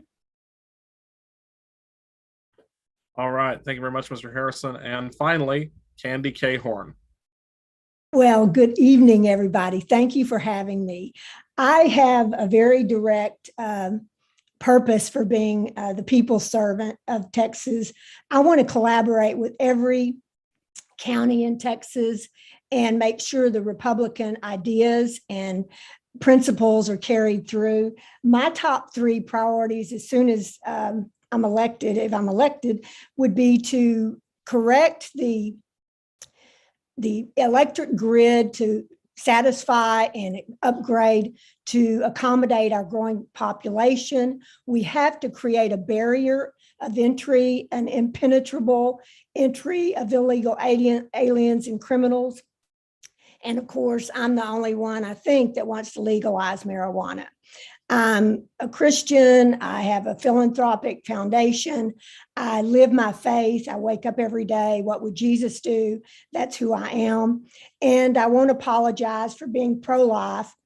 I'm getting a lot of pushback on that in That's virtually. time, ma'am. But, oh, did he say I'm finished? I can't hear. Don't worry, we'll have plenty of time for questions. Oh, okay. Well, that's who I am in a nutshell. I'm kind of a rags to riches story, but I do enjoy meeting everybody, and I'm hoping that we'll see how it turns out. But it's going to get rid of Greg Abbott, I hope. But anyway, Excellent. Thank you very much. Absolutely. So I do have one specific question, and I'm going to throw it to Senator Huffines, and that if anyone wants to build on the back of this, they can. Senator Huffines, I know you have a plan that would eliminate property taxes in the state of Texas. And can you explain that plan? And then overall, for anybody who wants to jump in, what do we do about the rising property tax bills in our state? Well, I certainly can. This is one of my legislative priorities. It's actually my main legislative priorities. Texans are tired of renting their homes from the government, their ranches, their land, their businesses. Half the taxes paid by business, half by residents. You never really own anything here in Texas. All you do is rent it from them. The rent just keeps going up and up.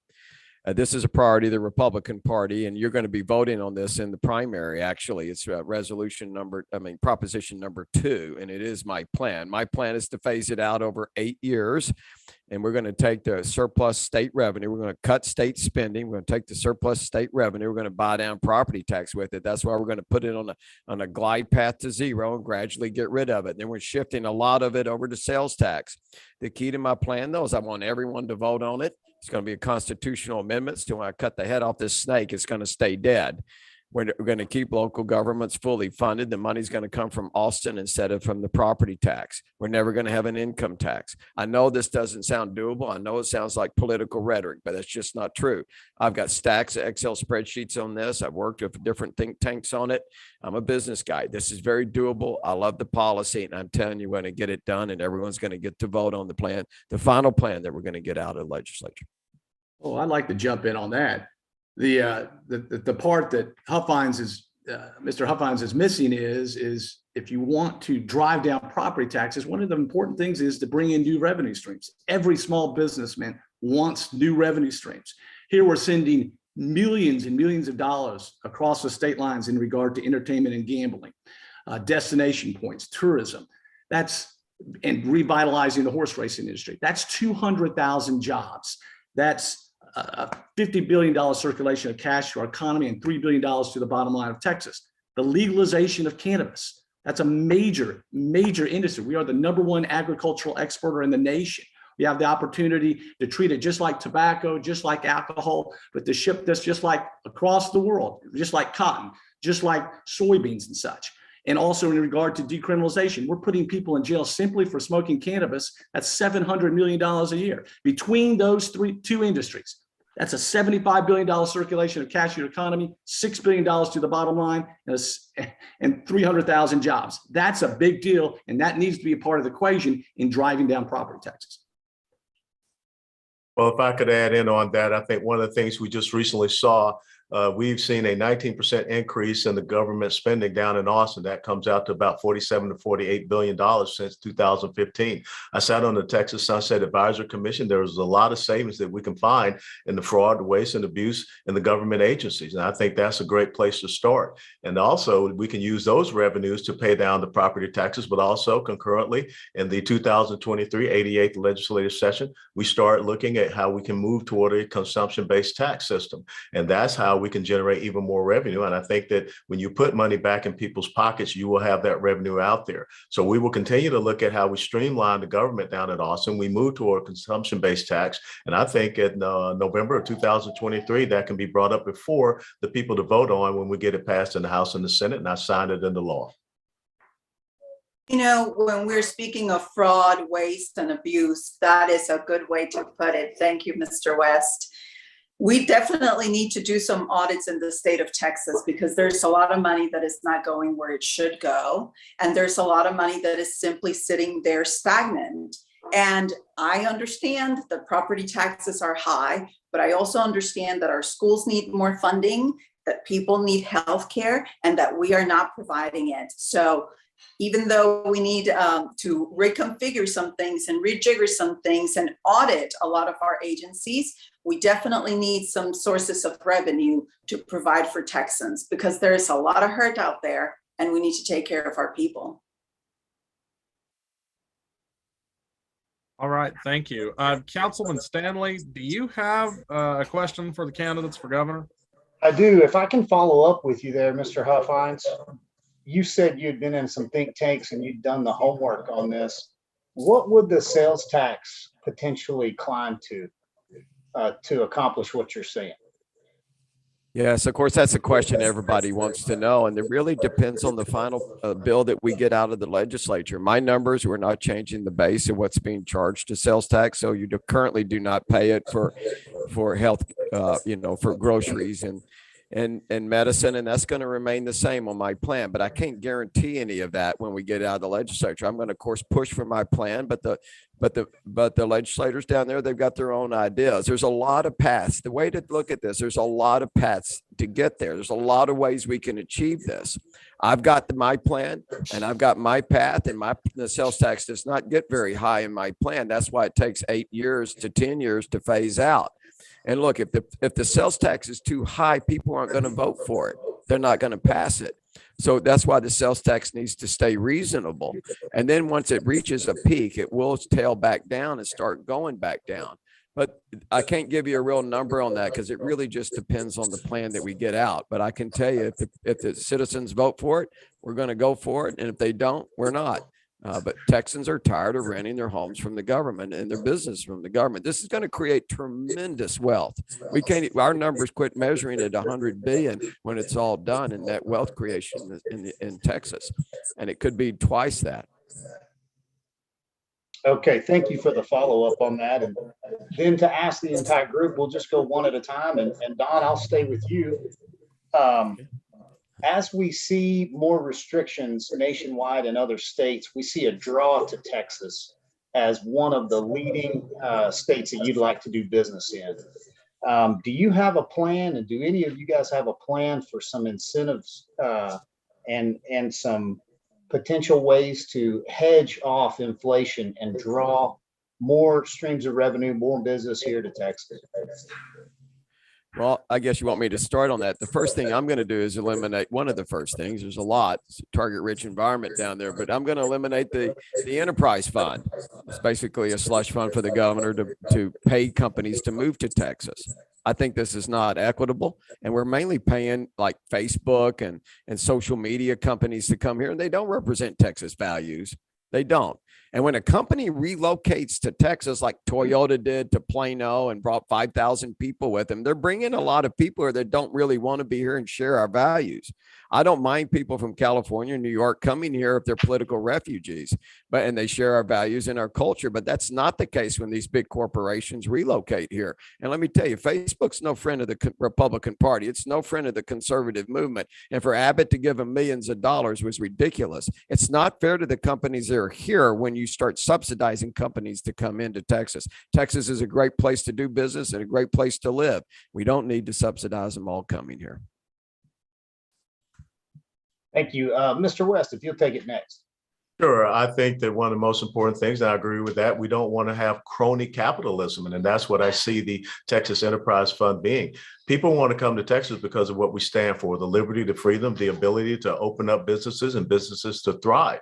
And I think when you look at our oil and gas industry, you look at our financial sector, when you look at our healthcare sector, we want to continue to prop them up. But the most important thing is to promote those policies and those opportunities. And that also means promoting a good, strong system of education and not indoctrination. Texas right now is 46, 47 out of 50 in education. So I think as long as we boost our education system, you're going to have even more people that want to come here and participate in the state of Texas. So once again, I think the most important thing is to create the opportunities for people to come here, but we have to get them to understand the reasons why they're coming here. Instead of bringing those failed policies with them from California, Illinois, New York, and New Jersey, let's come here to Texas. Let's be a part of the Texas way of life and the Texas experience. But I think as long as we promote good, strong education and we get away from indoctrination, we promote individual liberty, freedoms, rights, and their sovereignty. And as long as we protect our border, people will continue to come here to Texas. Thank you, sir. And Mrs. Diaz. Thank you so much. Yes, the business environment in Texas is healthy and it's vibrant. And we have promised everybody with our constitutional amendment that we're not going to have a state tax. So people love that and they continue to come. And absolutely, education is one of those pillars that we need to strengthen because the numbers are dismal. It is unbelievable to think that when Texas, if Texas were a country, that we would be 8, 9, 10 economy in the world. Imagine the entire planet and 8 little dots that that have the entire, the richest points in the planet. And we are standing in one of them. Can you imagine that? And to think that we are so stingy when it comes to our education, to think that we are so stingy when it comes to our healthcare. If our people are sick, and if our people are not educated, guess what happens to our business environment? It collapses. And so we need to invest heavily in education and we need to invest heavily in healthcare because it is good for business. Thank you, ma'am. And if we can be brief, I know we're running short on time. Mr. Harrison, if you would go, and then finally, Miss Candy Cahorn. Well, the question was new revenue streams, and I'm the only Republican candidate that's talked about new revenue streams in Texas. Not Abbott, not West, not Prather, not Huffines. Nobody's talking about new revenue streams. When you're talking about entertainment, gambling, tourism, destination points, my God, man, that's 200,000 jobs. That's $3 billion to the bottom line of Texas. That's a game changer for our state. That's big money, money that could be used for mental health care, money that could be used to, maybe we don't want to have fishing and hunting license in Texas. Maybe we could absorb it there. Money that could be used for the teacher retirement fund. That is big money, or it could be used for rural hospitals that have been decimated. We have to connect the dots. I've talked in detail about legalization of cannabis in Texas. We're the #1 agricultural exporter in the nation. Treat it just like any other crop and decriminalize it. We're spending $700 million a year incarcerating people simply for possession of cannabis. And we have the opportunity to bring in tremendous amount of new revenues that can improve people's quality of life. New revenues, connecting the dots to improving people's quality of life. That's what we need to do. The only candidate talking about new revenue streams. Thank you, sir. Mrs. Candy Cahorn. Thank you. I want to build on the foundation of our next society, and that's the children. And I believe strongly if we increase the compensation for all school teachers, and I was just throwing out the number 20%, and then give them a stipend in early August so they can help the students with their supplies. And I was just, I'm a product of work study and vocational and everything else on the job training. And I have several charities in Houston. And I think a job is the answer to a lot of what ails society. So I agree with Mr. Harrison. We need to bring all the destination points into Texas. We need to go across the rivers and not allow our Texans to spend all their money at other casinos and such. So that would be my, bolster small businesses that were closed during the lockdown, and just encourage all the oil and gas industry. We have such an employment brain trust, a brain shortage in Texas, and try to attract new talent, and talent comes with jobs. So that would be my hope, that we could just increase school teacher pay. Thank you, ma'am. All right. Thank you very much, candidates. We are about out of time for governor. So why don't we do this as the best way to wrap up here? If every candidate wouldn't mind, we'll go around. Tell us where the best place is that voters can find out more about you and your plans. And we'll start with you, Senator Huffines. Well, I'm on a path to victory on this. We've got incredible endorsements across the state. We're raising tremendous amount of money. I've opened field offices all around the state, including one right there in Amarillo, and that's unprecedented. You can go to donhuffines.com, and that's spelled HUFFINES, donhuffines.com, or text Don at 79005. And we're going to win this, and I want everybody to get on board. All right. Thank you very much, Senator. And Lieutenant Colonel West, where can people find out more about you? Sure, you can go to west4texas.com. That's west4texas.com. And of course, on all the social media platforms. Thank you very much for having us. Absolutely. Ms. Diaz, where can people find out more about your campaign? Thank you so much. First, I just want to thank you all and thank each of the candidates. I appreciate your strength and your hopes for this state.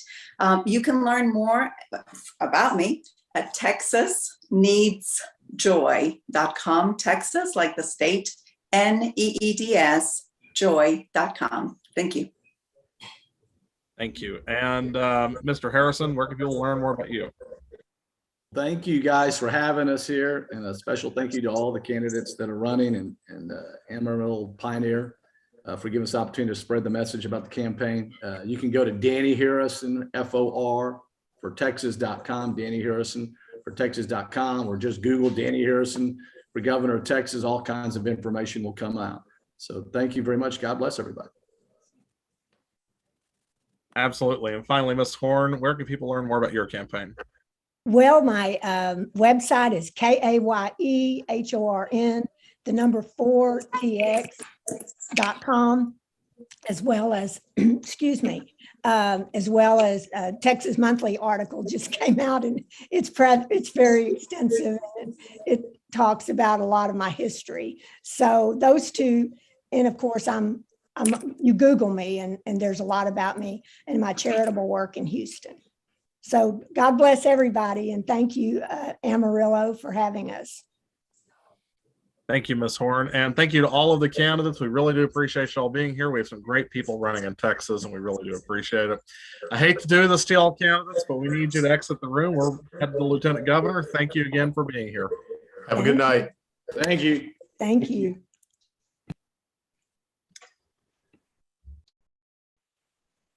We have some great people running for office in this state. All right, now we're going to go on to Lieutenant Governor, and we have a lot of candidates. So let's get on with it. All right. Now, I don't know who iPhone is, but I'm going to let them in, and if they're in the wrong race, we will send them to the right place.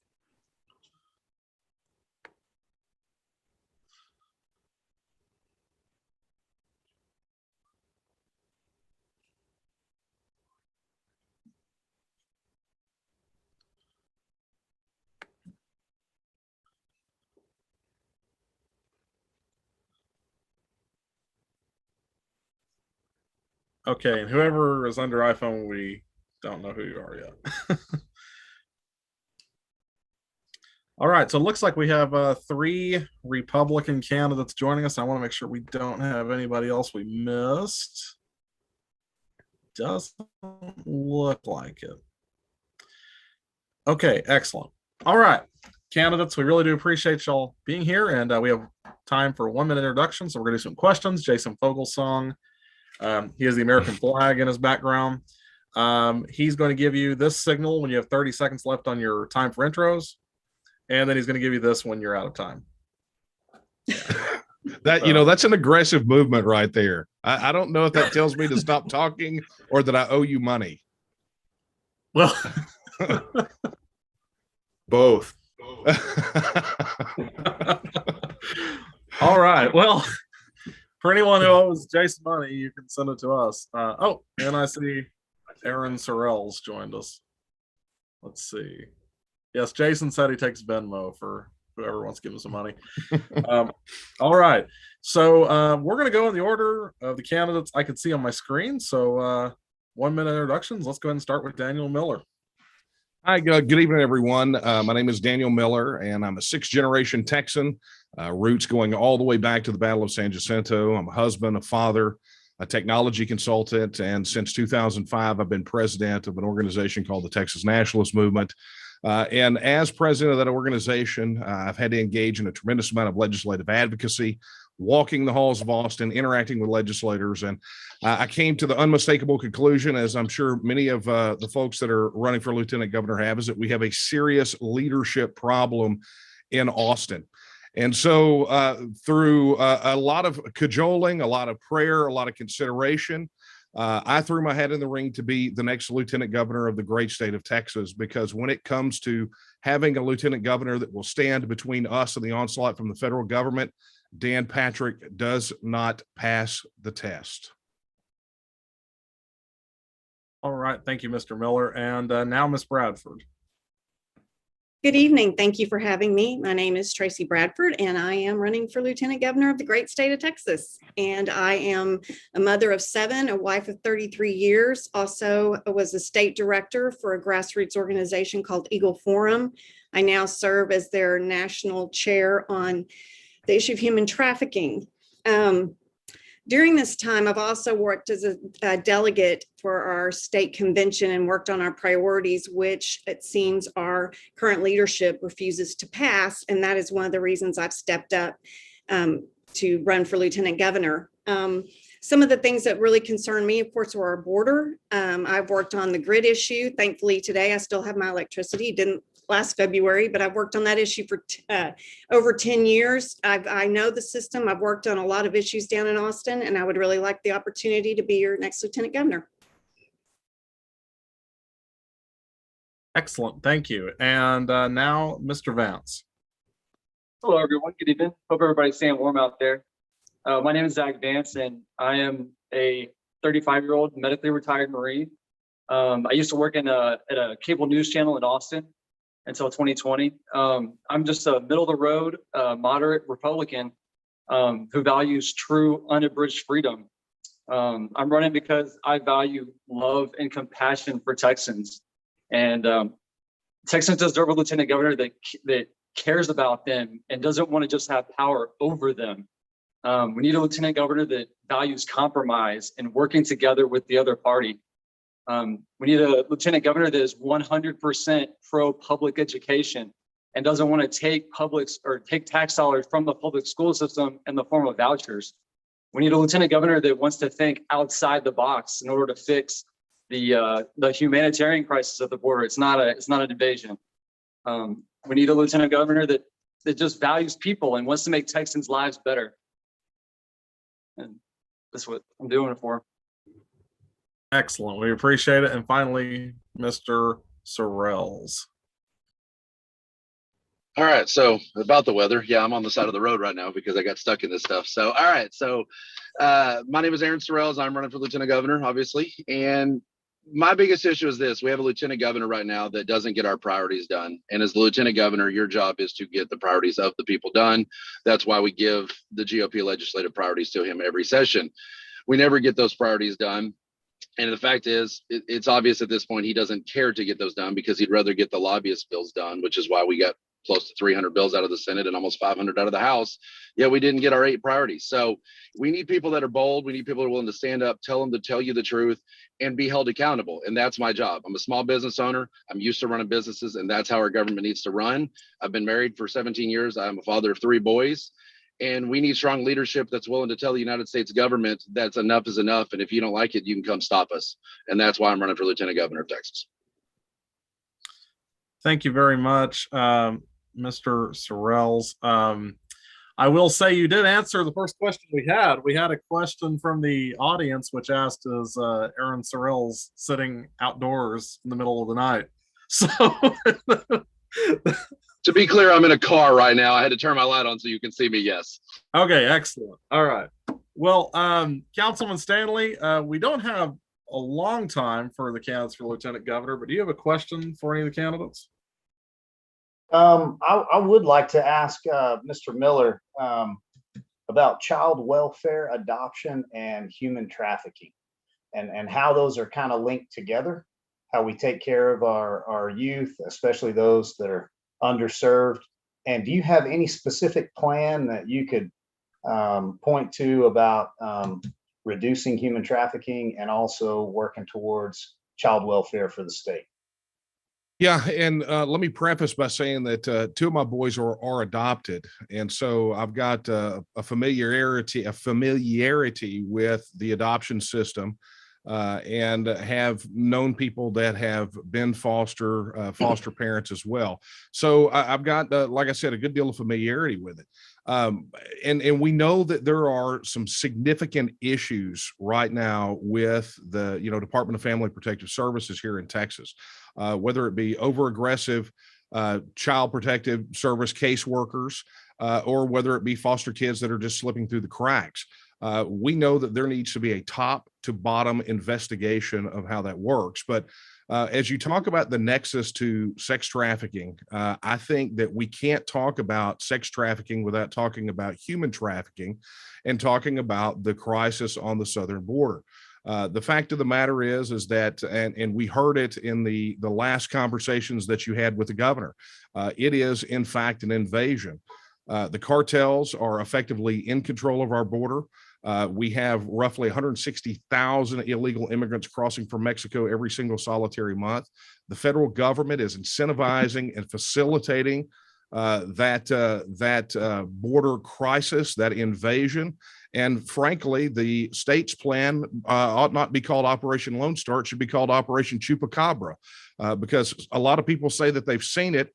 When they describe it, it sounds pretty intimidating, but in fact, it does not exist.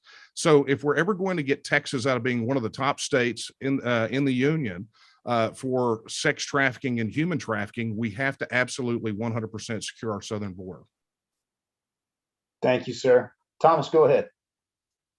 Well, let's go ahead and go around then. I think Mr. Miller answered the question, but kind of piggybacking on what he just said, what needs to be done about the situation at the border? Ms. Bradford, do you want to go first? Well, I would like to also add, since human trafficking is an area I've worked in for years and fighting it, that is the problem on the border, and what people need to understand when they say it's non-invasion or we're not being compassionate. I don't think it's compassionate to allow about 2/3 of the children that they are seeing come across are being trafficked.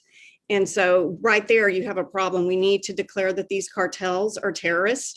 We need to make sure that they are stopped. We also need to have our governor, well, hopefully the governor that would take charge would actually use the constitutional tools that he has to rally the guard. He's the commander in chief. Then as lieutenant governor, you then have the opportunity to work in the legislative realm of providing money to fund that mission down there to actually deter people from coming across the border. We need to take back the land we've ceded where we can watch them actually just saunter right up. I did while I was down there. They just walked right up, got into the van and drove away. We also need to make sure that we are, I think, pulling the license of these NGOs that are serving as a magnet to bring people over here. And as well as I believe too, as lieutenant governor, passing legislation with interstate compact that would work with the other states so that we can take action when the federal government is not. And I would say not to even wait for Congress to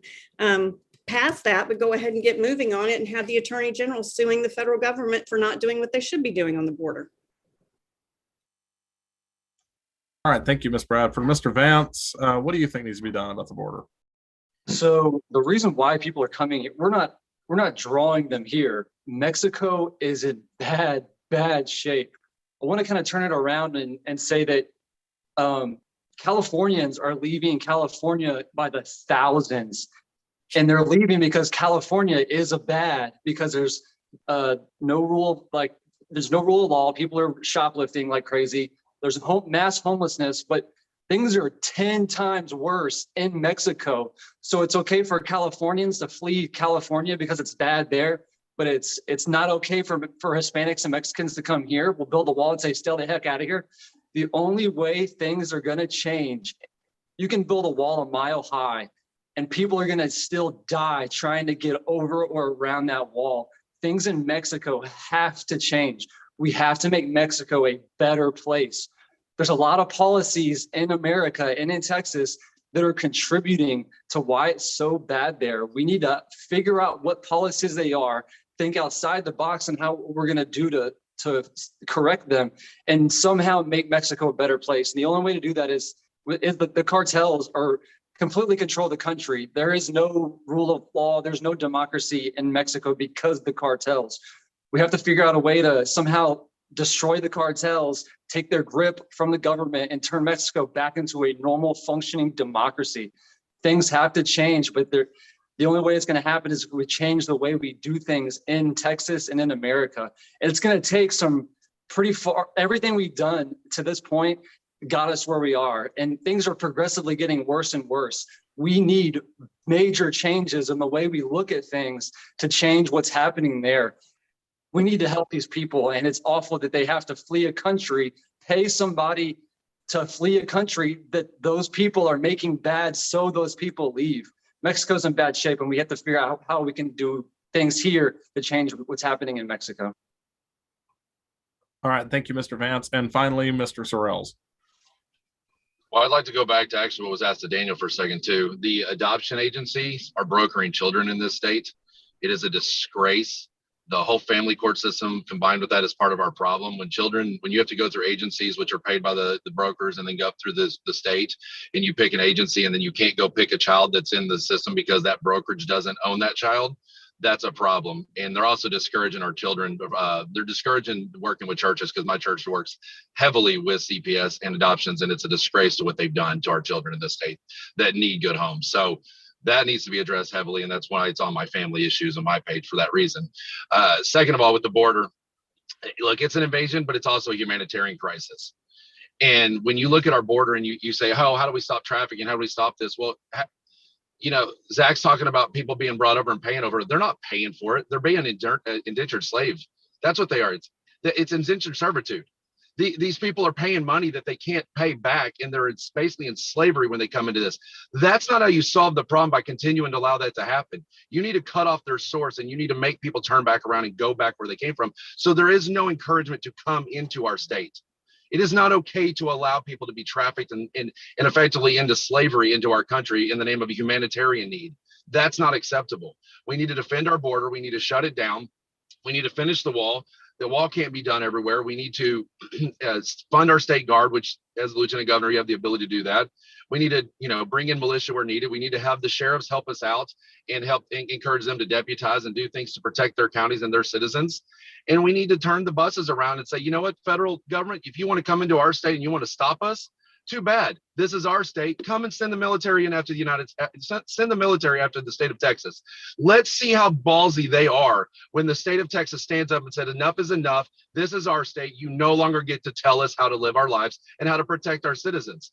That's what we need to do as leaders in Texas, not continue to say, well, we got to do this. We got to do this. Look, put the onus on them to say, come and stop the state of Texas from protecting our sovereignty. And when they do that, you will wake up everybody when you realize the federal government has no interest in protecting Texas, but has an interest in funneling people through our borders to destroy our country. That's how we stop this problem. All right. Thank you very much, Mr. Sorrells. I hate to do this, candidates, but we're not going to have time for a closing statement for y'all because we got to get on to the congressional candidates. We really do appreciate y'all being with us. Thanks again for being here. And like I said, thank you very much for being with us tonight, even with the crazy weather. Thank you. Thank you. Thank you. Good evening. All right. Now we're going to let our congressional candidates in the room. Let's see.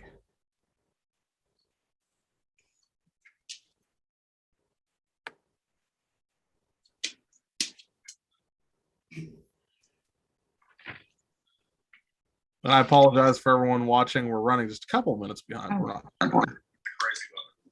Thank you. Thank you. Thank you. Good evening. All right. Okay, looks like we have both the candidates for Congress with us.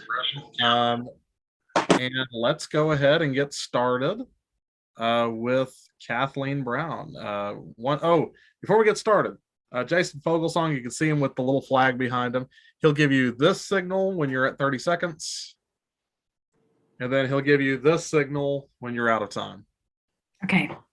So, Ms. Brown, if you'd like to go first, 1 minute. A little over a year ago, my opponent called the people that stormed the Capitol domestic terrorists. But they're also victims or political pundits. They're victims of the lies and intolerance spread by some politicians and pundits in order to hang on to power that they didn't have a right to keep, even at the risk of destroying our democracy. And our country cannot carry on this way. We must end this toxic tribalism. I'm a constitutional Democrat, and I'm a pragmatist. This district deserves a representative who focuses on our needs like water preservation and water resources, not mean tweeting the other party. This district deserves great paying jobs, more lucrative contracts for the government and private sector, broadband for rural folks, kids being taught, not tested. This district should be the nation's top supplier of clean energy. I'm Kathleen Brown, and I hope to represent you in 2022. All right. Thank you so much, Ms. Brown. And then Congressman Jackson, 1 minute, sir. Why should people reelect you? Hey, everybody. How you doing? Ronnie Jackson here. I'm the congressman from the 13th Congressional District of Texas, the representative for you all right now. I got into this race about 2 years ago. You guys remember there were about 15 people in the primary. I'm running unopposed right now on the Republican side of the House. I've been in Congress for about a year now, a little over a year actually. And I didn't get into this race. Real briefly about my background. I'm retired from the Navy. I wasn't a politician before I got here. I've lived in Amarillo for about 2.5 years now. Moved there directly from from active duty. And I got into this race because I was disgusted with what's going on in this country and the way that our personal freedoms are being taken away from us every day. And the far left agenda and the social agenda that the Democrats have right now is, in my mind, destroying our country. So I'm fighting the fight every day here in Congress. I just finished voting a few minutes ago. And I want to continue to fight the fight for the 13th congressional district. I think I can represent the folks there, without changing anything about who I am. And I ask you to reelect me and let me continue to fight that fight. All right. Thank you very much, Congressman Jackson, Ms. Brown. Like I said, it was going to be a short one for Congress, but we're so excited that both of you had a couple of minutes to jump on our Zoom and join us.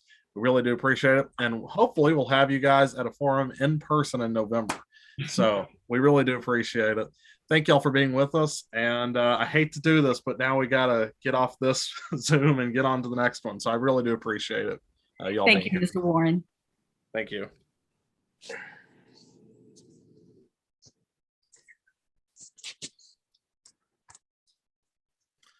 All right. So I believe we are on to Attorney General. Am I correct on that, Len? Yeah, that's next is Attorney General. All right. I will let you take that one over. It looks like we have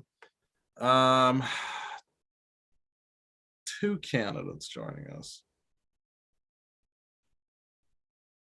I believe. Okay, let's let them in.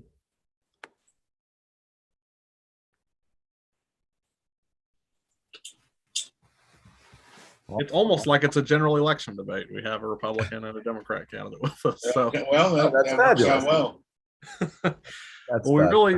we really do appreciate both of y'all being here, and we have a few minutes for Attorney General, so we're really excited. Let's do the introductions first, and we will start with Mr. Jaworski. Well, thank you very much. I want to say hello to the Congressman. How are you, sir?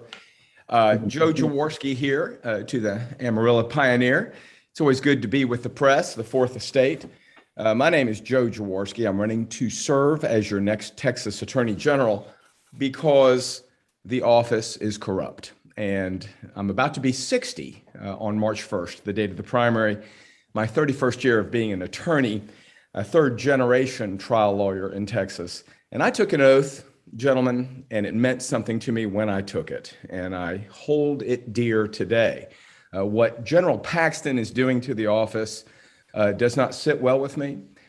So I plan on taking my skill set, the integrity that I have developed over 30 years of being a Texas lawyer and a local mayor, mayor pro tem and council member, and now a full-time mediator who actually uses deep listening and problem solving to make my earning. So I'm a married man of 31 years, met my wife at University of Texas, Congressman. I was at A&M actually 2 days ago. And sir, that's time. Yep. Proud to be there. That 1 minute goes fast. It does. It really does. All right. Congressman Gohmert, you are up next, sir. Well, thank you. And I had some of the same concerns as Mr. Jaworski. I'd voted for A.G. Paxton 2014, 2018, but hearing the disturbing reports of what was going on there when 7 of his top people sent a referral to the FBI, it was incredible. And of course, the talk a year and a half ago when that happened was, who is Abbott going to appoint when he resigns? Obviously, he didn't. He doubled down and is running again. And so, I'd never dreamed of or thought of being an AG before, but he has put on a good show, but he has not fought for Texas. And if we do not stand up and fight for Texas, then we're going to be overrun. Both the border, election security, mandates that are inappropriate. Somebody's got to stand up, and I think I've got the qualifications to do just that. Excellent. Mr. Walker, do you have any questions for either of our two candidates? I do. Congressman Gohmert, let's start with you. Okay. By all accounts among most Republicans, especially those up here in Texas Panhandle, it would seem to us that that you're doing a great job representing the interests of Texans in your current job. Why walk away from what you're doing now in an effective manner to come back and try to be the AG for Texas? Well, it's a great question. I have been winning for a number of years now with around 75% of the vote. But if had it been a different time, I would have been concerned about not having enough Republicans to stand up to Republican leadership that haven't done over the years what they were supposed to. But we've got a bunch of good stand-up people there now. And I was told, well, gee, we don't have to worry. If Paxton gets indicted, we can replace him on the ballot. When I looked at the election code, it made clear, no, you can't remove somebody from the ballot for being indicted. And when I looked at the polling results before I got in, it looked like he might win with 51% without a runoff. And then he would be the guy to be indicted. I really believe that's going to likely happen. So eventually I just felt like I've got to get in. I'm willing to risk my future for the sake of Texas and the country. And he's willing to risk Texas and the country, maybe to have some leverage to work a better deal with the DOJ. Thank you, sir. Mr. Jaworski, tell us in your words exactly what has been going wrong, apart from the indictments and those kinds of accusations. What has gone wrong that you can correct, and how will you correct what's going wrong in the Attorney General's office and make it become productive for Texans? Len, thank you. So aside from the integrity issues that Congressman and I obviously agree upon, I think Mr. Paxton's greatest crime has been to turn the Attorney General's office, historically a consumer protection law firm for the people, into a culture war room. In other words, what Mr. Paxton's interested in doing is stoking outrage to feather his nest in a primary election, and then getting on Fox News, patting himself on the back regularly. That's not putting any dollars in anyone's pockets. I contend the better use of the office would be to pursue claims against, for example, ambitious health insurance companies who are clearly making double-digit billion-dollar profits while denying claims to doctors and hospitals. Look, this is something Republicans, Democrats, and independents can get behind. Let's foster the doctor-patient relationship. The people's attorney would be able to do that where individual lawyers would not find that economically feasible. Okay, thank you very much. Gentlemen, as y'all know, we're really crammed for time tonight. Sure. And I don't know that we can really afford another question, but would each of you give us a minute? Tell us again, recap your positions. We'll start with you, Mr. Jaworski. Why should people be considering you for Attorney General? Well, I think the Attorney General's office has been correctly described as the intersection of law and politics. It's where the rule of law should be safely ensconced in a lockbox with a person above reproach in charge of it. My grandfather, Leon Jaworski, stood for the proposition that no man is above the law. Now, he uttered those words in the hallowed United States Supreme Court, and clearly he was referring to President Nixon at the time. But the mantra holds true today, and it applies to Ken Paxton. He's not above the law, despite what he says. And another Jaworski, a third generation Jaworski, Texas lawyer, is here to prove that. Your attorney has arrived, gentlemen. Thank you, sir. Congressman, same for you. You got about a minute. Tell us if there's anything that we've overlooked or something that you might have thought of. Why do we need to consider you?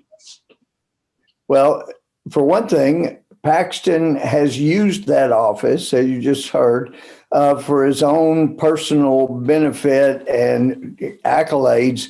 And for example, the case that got him more accolades from across the country from Republicans and President Trump was when he sued other states for changing election law by other than their legislature. The problem is, I was talking to AG over in Louisiana a few days before that, who said, we sure don't want Texas to file this suit because your governor changed some of the election laws, just like the state should be suing. So he said, we don't want Texas to file it because it'll doom it the moment it's filed. But Paxton was so anxious to change the narrative from all of the bad publicity that he filed it knowing he was dooming the suit. You're not going to have somebody in me that just files suit just to get accolades. We'll do it to enforce the law, no matter who it is.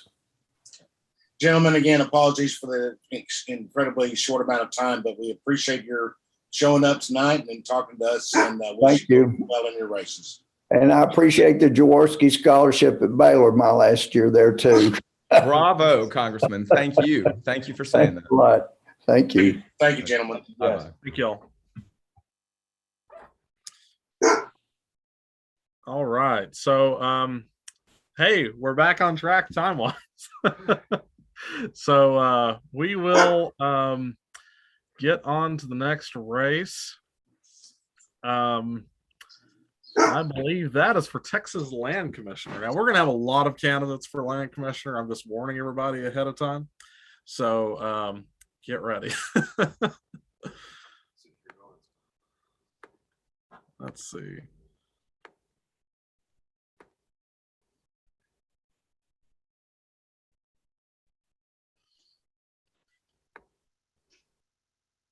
Good evening. Oh, you know what, Len? I see we have a candidate who showed up late, who's running for Attorney General. If we want to let them in to do an intro. I think we have just enough time. If he wants to give a minute intro and his positions that people need to consider. Sure. All right. And let them in. So should I time the intro and then let them talk? How do you want to do that? Yes. Okay, Mr. Field, can you hear us? I can. Okay, I'm sorry we didn't get you in right at the moment, but we have enough time to do an intro and race if you'd like to tell us a little bit about yourself, a 1-minute intro. Sure. My name is Mike Fields, and I'm running for Texas Attorney General, and hoping to bring the office back to reason, a return to reason.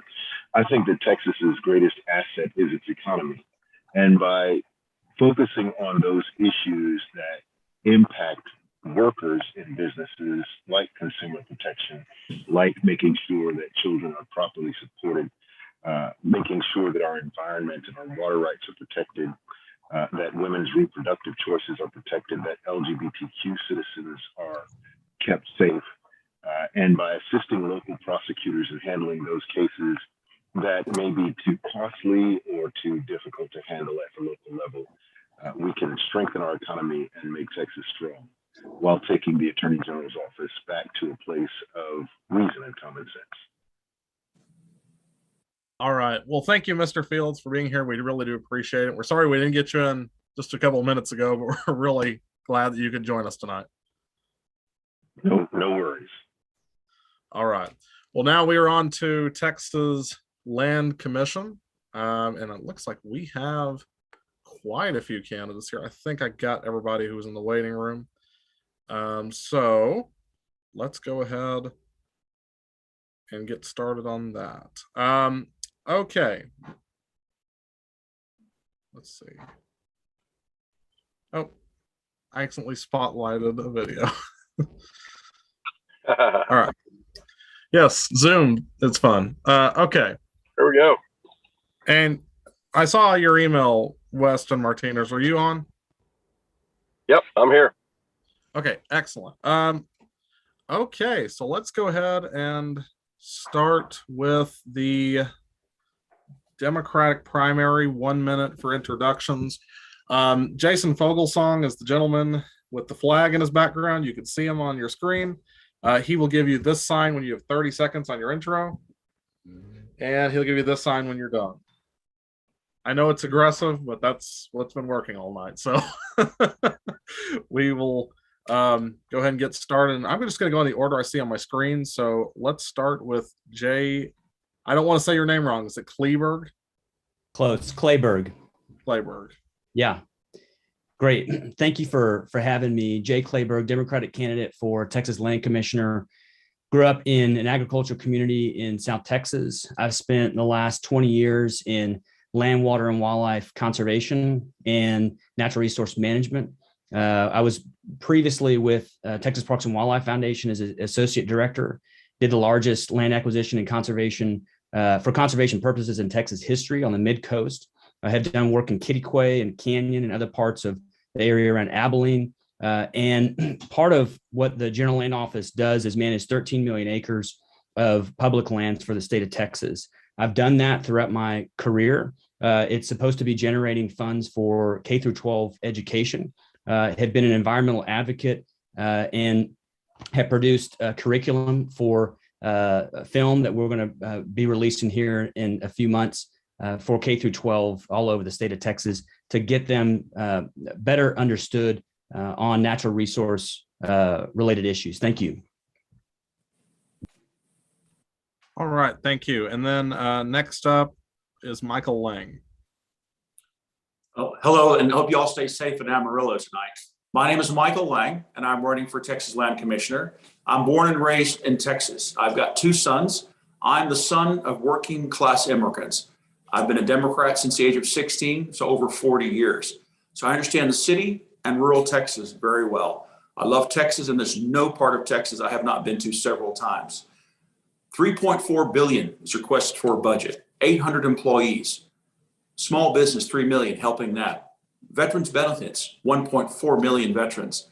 Public schools, 1 billion to the permanent school fund through investments. Environmental safety, 1.6 million visitors to the Alamo complex, 1,200 miles plus of Texas coastline. The Texas Land Commissioner has a very important job. If you want to get the job done, I've got 40 years of leadership in business and risk management skills, including investments. I'm Michael Lang, running for Land Commissioner. I can get the job done. Thank you very much. All right, thank you, Michael Lang. And then I don't want to pronounce your name wrong either. Is it Jenny Sue? That's correct. All right, take it away. Hello, my name is Jenny Sue. I'm a proud Democrat running for Texas Land Commissioner. I want to make sure that Texas gets in front of climate change and that we create more jobs by making Texas a leader in renewable energy.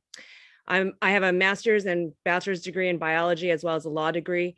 And I am the person in this race that can bring together the public sector, the private sector, and really get everyone to work in terms of making sure that the General Land Office serves Texans and that we get in front of climate change. So I have a longstanding history of being an advocate at the Texas State Capitol. I've been working with lawmakers from both sides of the aisle, trying to get better public health care policy in place to benefit all Texans. I know how politics works. I know how to work with business interests and make sure that everyone's held accountable as well. So it's for all those reasons that I'm running for this office. I'm also the only Asian American candidate running statewide, and I believe that diversity is key for Texas. It's the future. The last 10 years have seen growth with people of color making up 95% of that growth. So thank you very much. All right, thank you. And now we'll move on to the Republican candidates for Texas Land Commissioner. I'm just going to go in the order I see on my screen once again. So we'll start with Ben Armenta. Hi, good evening. And thank you to the Amarillo Pioneer for putting all this together. My name is Ben Armenta. I'm a former firefighter and a former public school teacher, and I've been a businessman and entrepreneur for the better part of almost 25 years now. And I am running to fix a broken agency. I have extensive business experience running a $1.5 billion sales organization, growing multiple enterprises. I've worked in veteran services, land management, real estate. I've operated oil and gas leases in the Eagle Ford and Permian, and I'm a fighting Texas Aggie. I know what it means to be a good steward of our land and our assets. And I'm super excited to earn the vote of all Texans. And I look forward to earning the vote of Republicans in our upcoming primary here on March 1st. Again, Ben Armenta for Texas Land Commissioner. All right, thank you very much. And next up, Don Minton. Good evening. My name is Don Minton. I'm a West Point graduate. I'm a disabled veteran, served in the 3rd ACR west of you guys in Amarillo, out in Fort Bliss, Texas. I was a district court judge out in El Paso as well. I have a distinguished service record as a judge, 1,000 dispositions, 0 cases overturned on appeal. I know the law extremely well. Most recently, I've been the executive of a lithium extraction company. And in that company, we negotiated a deal with Occidental Petroleum to create a company worth well over $100 million. I tell you that because that's the most important thing that a company, that the commissioner can do in this position, is to negotiate good deals for the state of Texas with oil and gas companies. Finally, I'll just point out, as Jenny pointed out, diversity is important. I happen to be wearing my lead engagement and diversity shirt, a role that I served for ADP as their corporate executive sponsor for the lead committee. She is correct. We need to work across party lines. All right. Thank you very much, Mr. Menta. And now Victor Avila. Thank you very much, and good evening, everyone. My name is Victor Avila, and I am a native Texan. I am a retired ICE Homeland Security Investigations Special Agent, and the reason why I'm running for this important position is to save and to protect Texas and defend it. This office is the oldest office in the state of Texas that was created to do just that, and that's what I'll do in this office. And I will start by doing it at the southwest border. We are being invaded at our border by criminal elements, by the cartels, by the drugs that continue to kill our youth, the illegal aliens that continue to kill our police officers. And frankly, I've had enough. I've worked on the border, on both sides of the border, on Texas and in the Mexican side. And I know firsthand what it's like and the evil that we face and the imminent danger from these cartels, as they almost took my life by being shot 3 times. And they did take my partner's life next to me while I was in service in Mexico. I know firsthand how to take care of that and deal with that, and I will save Texas. All right. Thank you very much, Victor. Next up, Weston Martinez.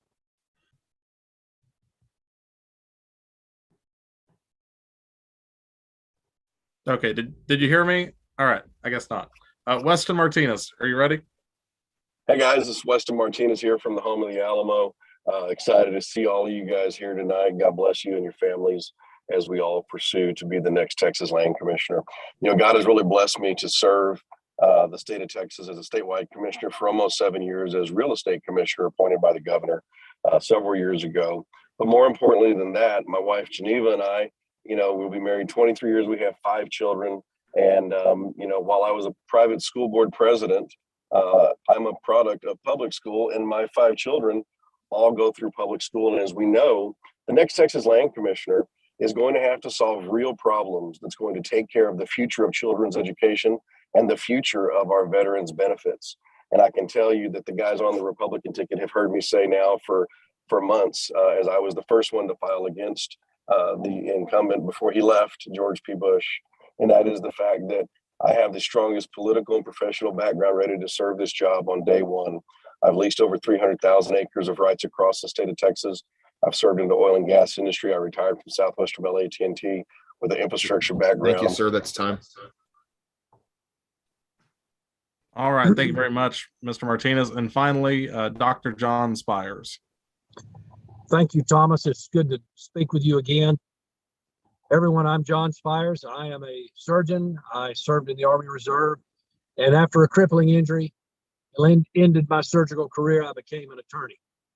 That was an interesting time. I'm running because I believe this office in the state of Texas needs a servant leader, someone that puts the needs of others well before their own personal needs, goals, or dreams.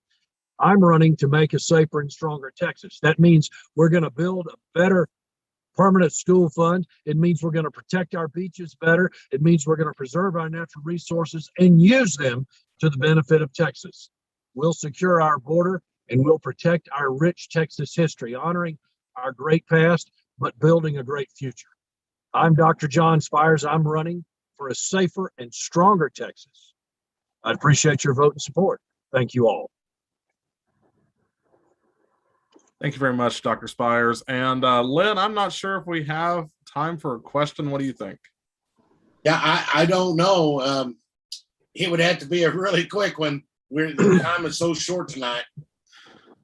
Well, either way, we really do appreciate all of you being with us. I'm sorry we couldn't do a forum in person tonight, but the weather, had other ideas. So hopefully we'll see a couple of you in November for our forum we're going to do here for the general election. By the way, we really do appreciate y'all being with us, and best of luck on your campaigns. And I hate to do it, but I guess we're going to have to kick y'all out of the room and get ready for agriculture. All right. Thank you for hosting us. Thanks We for really having appreciate us. it. Be safe. Be Thanks, safe on the. Thomas. Be safe, everyone on the road. Thanks Take care. to all of you. Thank you. Take care. Adios.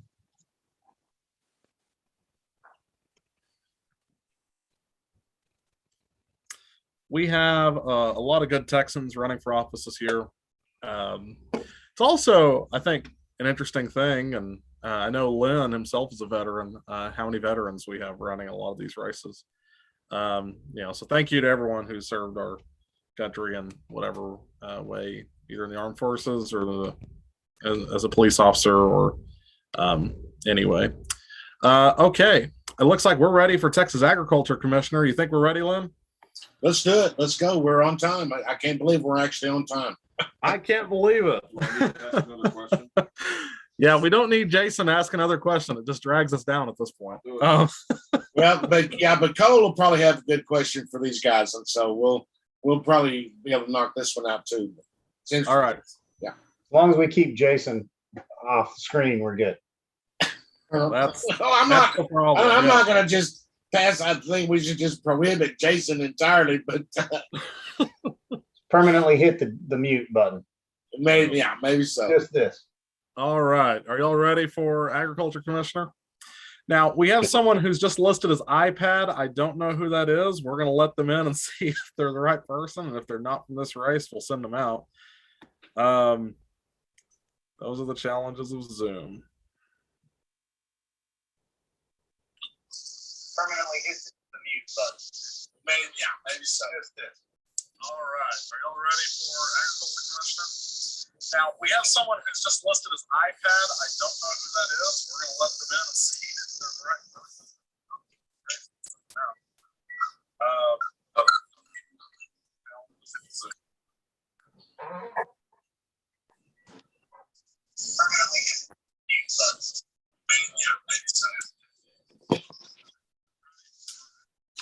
Okay, I'm not sure who's on the iPad. That's me. Sit. Okay, excellent. I think we got everyone then. Okay, so thank you all to the candidates who are here tonight. We are hoping everyone is being safe out on the road. I know we've had some candidates joining us from their cars tonight with how crazy Texas weather's been. But we have several candidates here for Texas Agriculture Commissioner. So we'll get started. I see we have a couple of Democratic candidates with us. So we will get started with the Democratic primary first. And I'm just going to take it by who I see on the order on my screen. So, oh, yes, I forgot. Almost forgot the rules for tonight. So we're giving y'all 1 minute for introductions, and then we will do questions if time permits. Jason Fogelsong, you see him. He's the guy who has the flag behind him. When you have 30 seconds left on your intro, he'll do this. And whenever you're out of time, he'll do this. All right, excellent. I'm just going to take it by the order I see on my screen. So I will start with you, Ed. Take us away. Lead us off. Howdy, y'all. My name is Ed Iverson, and I am running for the Commissioner of Agriculture. I'm a businessman, a new father, and a proud Texan, which is why I'm running with a focus on the next generation of Texans. I was born in Houston, and my family has been running cattle for 130 years up in the Brazos Valley. Let's talk about what the Department of Agriculture actually does. First, it's school lunch programs. We need our kids to have a healthy, well-rounded meal so they can be ready and focused to learn. If you're hungry, it's hard to focus on your education. Next, our kids need to come home and from school and work on their homework, do research, take a test. And you know how they do that? The internet. I've got firsthand experience on how hard it is to get reliable internet out there. Finally, we need somebody as the ag commissioner who's going to be a cheerleader for Texas ag. Our children need to know that they can get a good job in ag and they don't have to move to the big city to make a living. In November, I think voters are looking for something different. I think they want somebody who's going to come in and serve all Texans. regardless of red or blue, regardless of their politics. And they're going to do so with integrity, honesty, and transparency. My name is Ed Iverson for Ag Commissioner.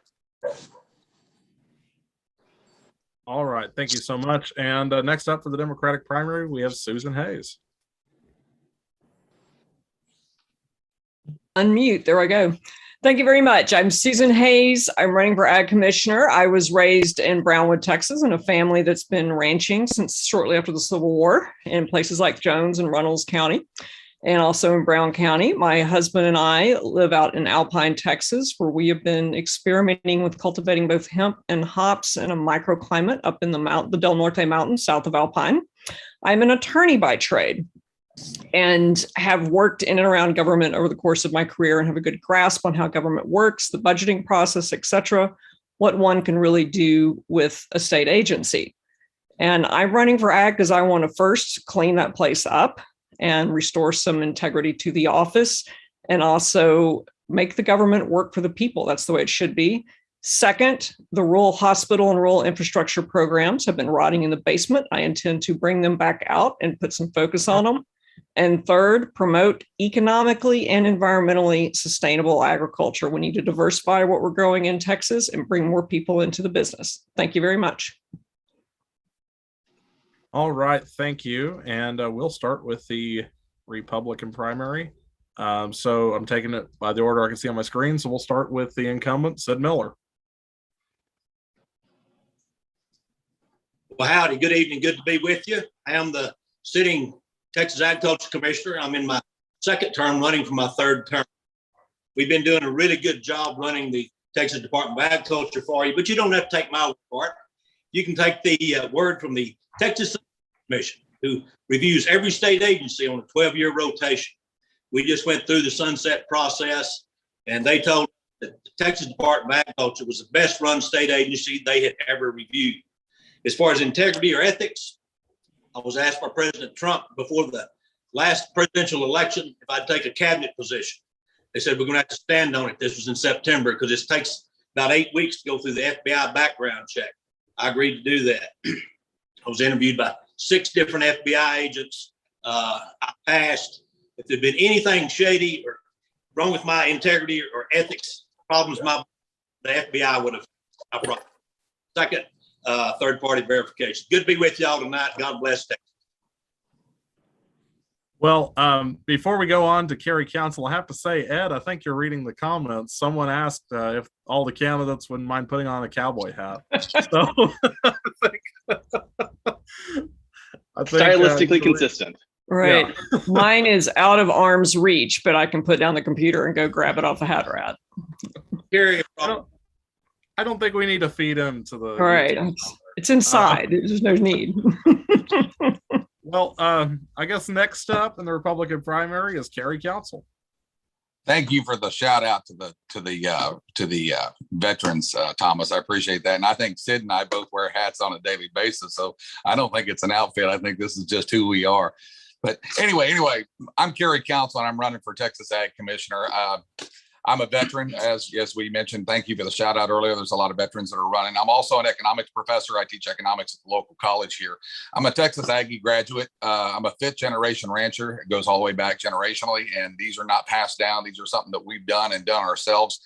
We're here on my ranch today here in Brenham, Texas, and I just see there's issues and problems with the agricultural commissioner. I don't have a problem with the department. The department is doing fine. Our Texas Department of Agriculture does a fine job at their job, and they need to have kudos. When there's bullets to be had, the bullets need to be taken by the commissioner. And I'm here to protect Texas farmlands. I think China is coming in and buying too much of our land. I see we need to promote Texas commodities, and we need to protect the water rights for the constituents. So my name is Kerry Council. I'm running for Texas Ag Commissioner, Council across Texas. Thank you, Thomas. Absolutely. And is James White with us? I was trying to see if maybe he was the person we don't know who they are. Okay.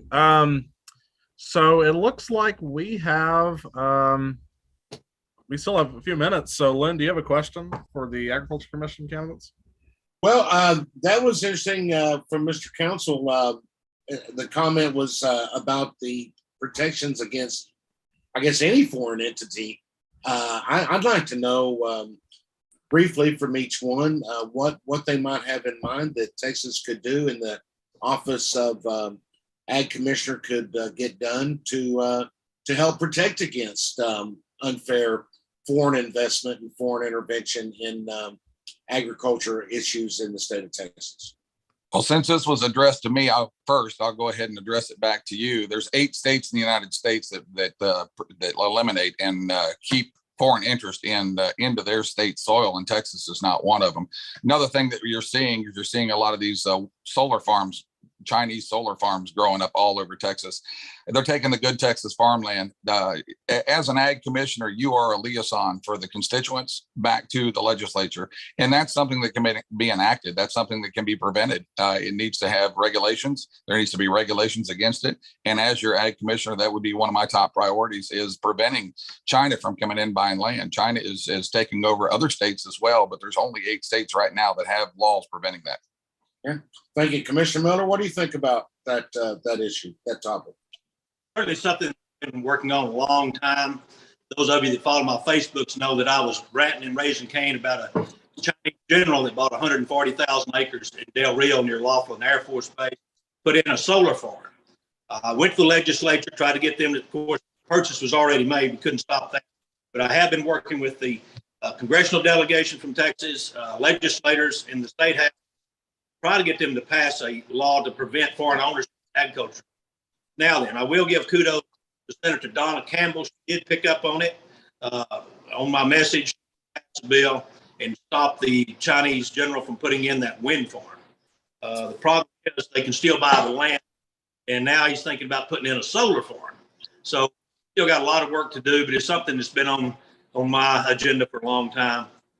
We've got to get there. It would be better if instead we had state to state to state, if we had federal legislation, so we wouldn't have a patchwork, because we don't need them in Texas, obviously, but we also don't need them in Oklahoma or New Mexico or Louisiana or anywhere else. We certainly don't need to give the Chinese access to our grid. Yeah, certainly. Thank you, Commissioner. Ed, what are your thoughts? Do you agree with what's been said? What do you have in mind? All right, let's talk about the realities of the ag commissioner. They don't pass legislation. They can advocate for it. But if you've got those concerns, you need to go to your legislature and pass those laws to protect Texan lands and ensure they're locally owned. Here's what I'm concerned about. I'm concerned about the next generation of kids being able to take over the family farm or the family ranch and make a living. That's a much bigger issue. And that's something that we have to be investing in our kids and making sure that we're focused on supporting them and making sure that they're enabled to do so and they're not left behind. Well, and that's also a very, very good point. Susan, what do you have in mind of both good points that Ed's brought up about future generations and also about foreign intervention and investment in Texas land? What are your concerns on those lines? My concerns is it's next to impossible for small farmers or young people to get into agriculture. And that's about land prices. And that's part of why we see outside interest coming in and snatching up our land. Real people can't afford it anymore. It's also about business models that work for small and medium-sized farms. And the job of the ag commissioner is identify those opportunities, promote them, and bring more Texans into agriculture and fill that void that foreign interests are seeking to fill. But so wouldn't you certainly agree, though, that is in terms of advocacy and lobbying, if you will, that is certainly that the ag commissioner can certainly do. Oh, yeah, absolutely. The role of any head of state agency is to get over to the Capitol and advocate for their agency and their constituents' interest. And doing that effectively requires trust from members of the legislature. And that's what the incumbent lacks right now. I know that this time constraints are so cramped, and we apologize for that, but we certainly do appreciate everybody showing up. But Susan, I'll just start with you since I got you up. You got about 30 seconds. Anything come to mind that you want to pass on to the voters as to why they need to consider you? Yeah, we get the government we deserve in a democracy, and it is time for this state's leadership to start working for the people around Texas, and that means all people around Texas, and not just big corporate interests. Ag has become too focused in that direction. We see that particularly, say, in the meatpacking area. We only have a few companies doing it, and we're having to ship our cattle out of state to be processed, to be sold back in Texas. That's asinine. And there's federal money on the table right now to help solve that problem that the ag commissioner should be going after and bringing that bacon back home. Ed, you got about 30 seconds. What can you tell the voters why they need to consider you for the position of commissioner? I'll do you one better. I won't take up the full 30 seconds. I'll end with this. It's my personal motto, and it's work hard, tell the truth, and look out for your neighbor. And that's all I have to say. Very well put. Commissioner, any last words? Sure. You know, what I'd like people to know is, of course, we run the school lunch program. I'm responsible for 5 million school meals each day. When I took over, our schools were feeding 0 local products. Through my Farm Fresh program, our schools last year bought $65 million worth of local farm fresh product fed to our kids. Our marketing program, Go Texan, has gone from 250 members to 500. We're marketing around the globe. We have an office in Argentina. We have our own TV show. We even got our own NASCAR team. So we're rocking it for our farmers and ranchers, marketing the products. When the trade war hit with China, there was one state where agriculture exports went up. All other 49 went in the tank. And that was Texas, because we were out hustling the global markets. Thank you, sir. Mr. Council, we're going to end with you on this segment. What do you want to tell the voters? I want to tell the voters I'm not a career politician. I'm an Aggie. I'm a professor. I'm a rancher. I'm a business owner. I have experience running 1,500 volunteers, which is like herding cats. I have a problem with the NASCAR, with the Texas Department of Agriculture having a NASCAR team. They're using our tax dollars to use it for advertising on a NASCAR race car. That money could be used a lot better off. It could be used for 4-H and FFA programs. I'm an advocate for our kids. I'm an advocate for the next generation. Vote for Cary Council, and you have somebody who's not a career politician that will make a change for agriculture.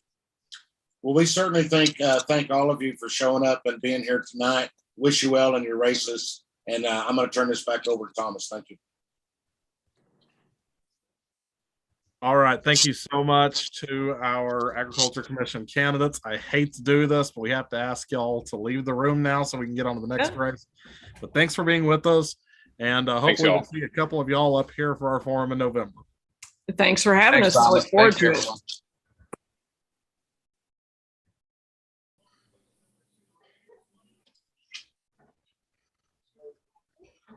Then I'm going to put them away. And we're still on time.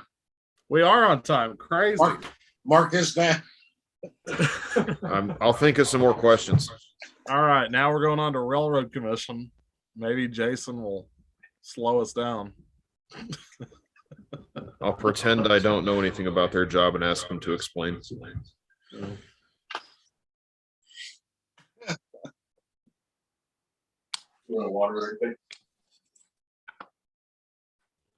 Okay, I think these are the only candidates we have coming for this race.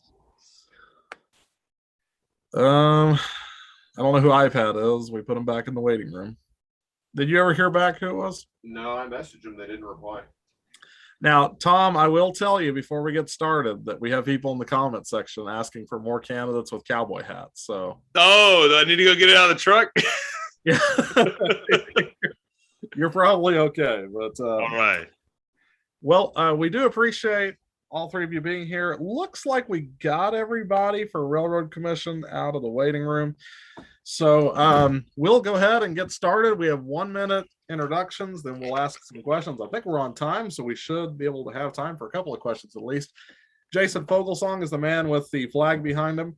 He will give you this sign whenever you're at 30 seconds of your time, and he'll give you this sign when you're out of time.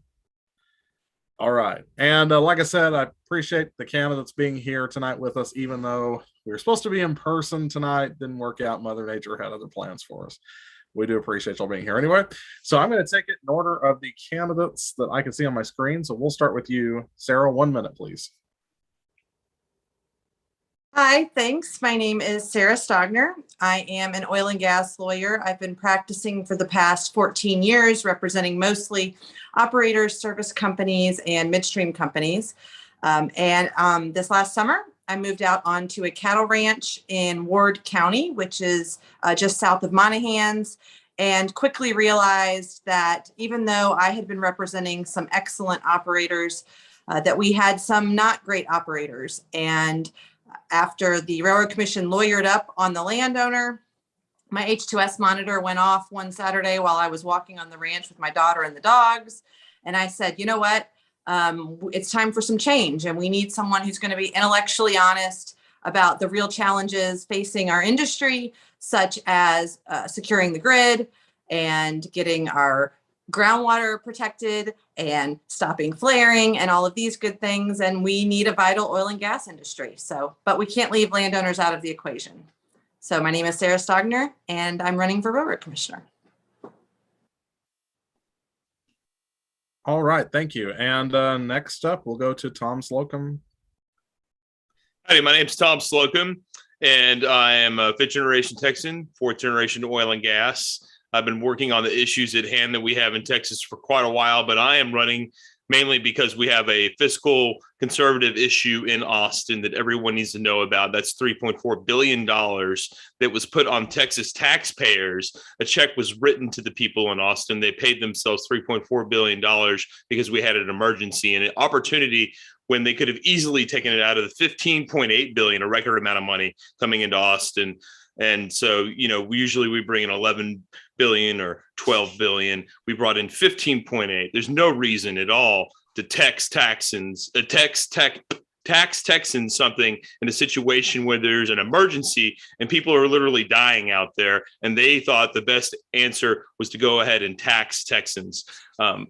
Terrible, terrible situation. But that's the real reason I'm running. All right, thank you. And finally, we will go to Dwayne Tipton. Hello, my name is Dwayne Tipton. I started out after graduating from college with an engineering degree. I started out as a roughneck, and with a lot of hard work and dedication, I moved up through the ranks. So I've got a lot of in the field experience. One of my last positions, I was a subject matter expert for the largest oil and gas insurer in the world. So when it comes to oil and gas operations, I've either been boots on the ground or I've assessed and made recommendations to operators about how to best run their operations. My platform is really straightforward. It's Texas families first, Texas energy first, and energy independence. And if you know, like, what's that mean? That means that if you vote for me, I'm going to ensure that the grid's winterized and weatherized.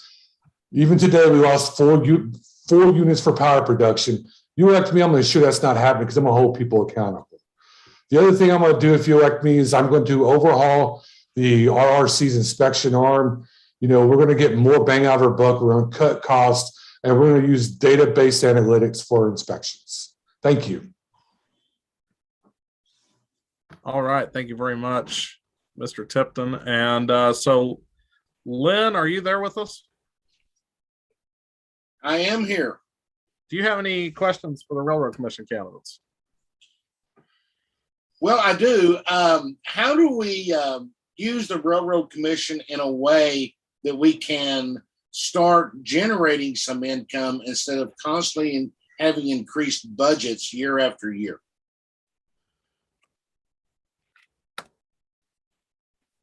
And why don't we go ahead and start with Dwayne on that one?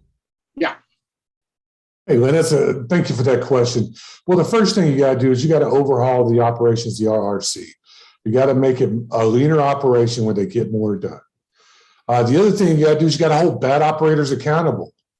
You don't want to stifle business, but when you have repeated bad faith mistakes, you hold them accountable and you give them substantive fines that leaves them knowing that what they're doing is not correct. That's just a couple of things right off the top of my head. Just a quick follow-up on that. Why do you think, and when you say that hold people accountable, what is not happening exactly in your opinion? If you look at the list of fines and stuff levied in the last meeting, what you'll see is a lot of fines levied to defunct operators.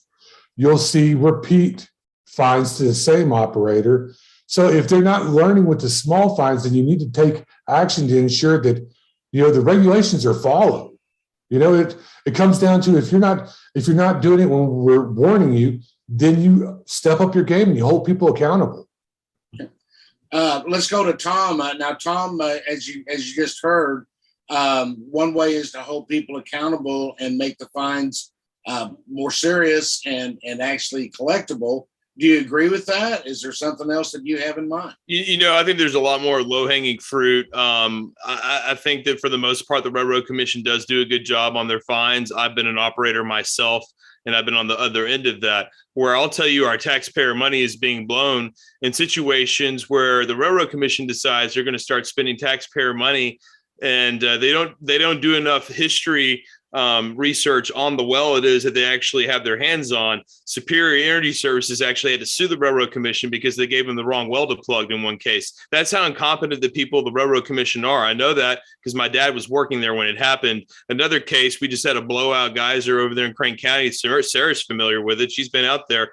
And, we didn't know whose well this was. And yeah, we started spending taxpayer money on it, but it took a private citizen to actually figure out that it's a Chevron lease and they're responsible for it. So if we're spending our taxpayer money on a situation where it's owned by an operator and it's not an orphaned well, that needs to be solved immediately because that's an expensive situation. Wayne Christian was quoted as saying there was over $5 million being spent on that well site within the last 4 weeks since it started blowing out. That's a lot of money if it's taxpayer money that we shouldn't be spending if it's an operator's to begin with. But when it comes to plugging orphaned wells, I know how to plug these wells cheaper than anybody because it's what I do for a living. And I'll go in there and I'm not going to overhaul the system. We're going to make fine tweaks, fine-tune changes to it because I don't believe throwing out the baby with the bathwater is a good idea. I believe going in there and making very fine changes to a system that really isn't broken. It just needs to become more efficient. And so efficiency is what I'm about. Let me ask you just a quick follow-up. Do we have any kind of issues at the Railroad Commission with regards to operators sending their people into the agency and then the agency people leaving the agency and going to work for some of these operators? Do we have any of those kind of issues that need to be addressed? People do that because they need jobs. I know people that have left the private industry, worked for the Railroad Commission, and then gone back to the private industry. And I think that's actually a good thing to have people from the industry that are highly trained and qualified working at the Railroad Commission. If I am there at the Railroad Commission, one thing I would like to do is see if we can replace maybe 5 regular bureaucrats that aren't industry professionals with maybe 1 industry professional and save money and get more work done. Find ways to get more bang for our buck through better qualified personnel and actually get rid of a lot of the meaningful tasks that you have hands there doing that maybe you don't really need. You can have an app do it.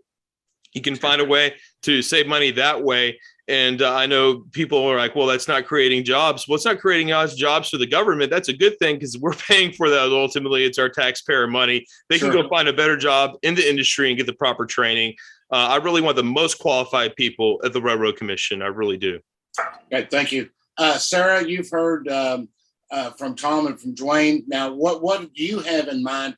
How do you get those costs down and how do you increase revenue without going back to the legislature and saying you have to have more money or you have to start figuring out ways that you can just start cutting jobs out of the agency? Yeah. So, I think in what world where they've got about $100 million budget, half of that is going to plugging orphaned wells. So their one task is to make sure that operators are doing their job. They didn't do that. And so instead of holding the railroad commissioners accountable, we instead give them $50 million a year to go and do it themselves. That's asinine to me. And so I agree with Dwayne saying that we need to increase enforcement. We're 95% of the way there on the regulations. They're just not enforced and they're not enforced fairly. They need to be consistent. It needs to be predictable. And we need to have consequences when people don't do what they're supposed to do. That's one. And then 2, you have meaningful fines to where it's not more profitable for them to just break the law. They actually don't economically benefit anymore and they're paying into the system. So I agree with that. And I agree that we need better training and we actually need to encourage and incentivize the inspectors and empower them instead of right now, the way it is the inspectors go out, they find things that are wrong. And the standard operating procedures at the Railroad Commission is not to say, okay, we're going to actually make sure that this complaint and this issue is fixed. They simply open up a new complaint. So operators right now, I've been saying, are about as afraid of the Railroad Commission as you and I are of the meter maid, and that needs to change. Just a quick follow-up on that. what do you need done so that you have more enforcement authority? I don't think you need anything. I think you've got all the authority you need. You just need to actually apply the rules that are on the books in the way that they're intended. Well, then that goes back to my question earlier: is do you have a problem where too many operators and oil industry folks are integrated with RRC, and so that nothing can get done? Yeah, no, I mean, I agree with Tom that you need good training, and the way you get good training is by learning and being on the ground and seeing stuff. And so I don't think there's a problem with the industry overlap. Where I think there's a problem is not having transparency and not sharing with landowners and the public and letting them participate in the process. When you've got transparency, you don't have that crony capitalism taking over. Sarah, I'm going to just stick with you. We are really jammed up for time. I'm going to give you about 20 seconds here. Wrap things up. Tell the voters why they need to consider you to head this commission up. Yep. I'm the only one that's not accepting campaign contributions. So I'm going to owe no one. I'm not going to owe anybody anything, right? I'm going in there. I'm an oil and gas lawyer. I'm a lawyer. I'm a mom. I'm used to having people upset with me, and I'm okay with that. It's time to get in there and keep it within Texas so that the feds don't come in and really screw it up. Okay, thank you. Tom, what are your closing thoughts tonight for the voters? Yes, not only do I have the industry experience that it's proven, you can go read all about it on my LinkedIn profile, but I also understand how to pass policy initiatives like eliminating the flare gas tax in Texas. I know how to work with our lawmakers at the legislature. They have already adopted several things that I want to do and said, Tom, that's a great idea. No, we're never going to vote for another bailout. Yes, we want to repeal the flare gas tax. Yes, we like your ideas to eliminate the orphaned well issue. We want to work with you. So I know how to work with those folks here in Texas that are elected officials that are actually responsible for most of the policy, because I have a political science background and I have worked around these politicians in Texas on all these issues already at length for the past 2 years. I know how to get these policy prescriptions delivered for the taxpayers and stop this problem right now.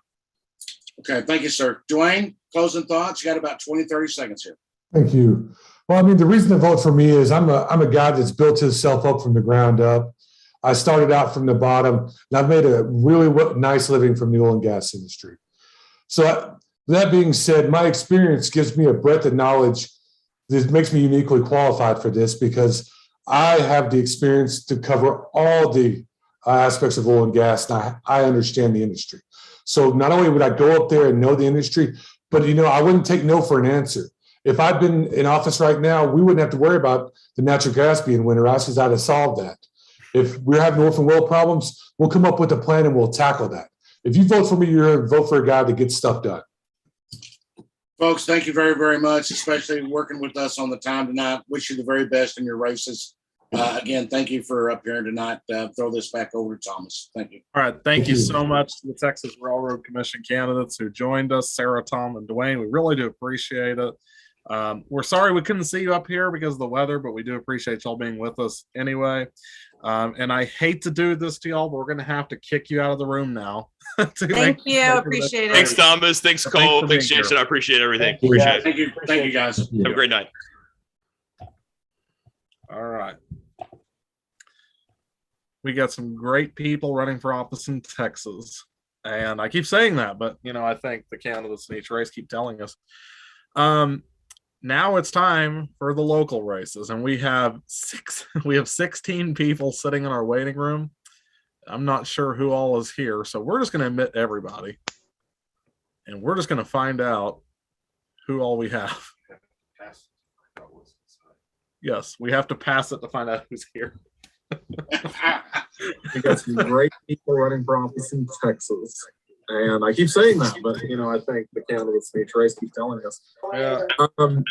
Now it's time for the local races, and we have 16 people sitting in our waiting room.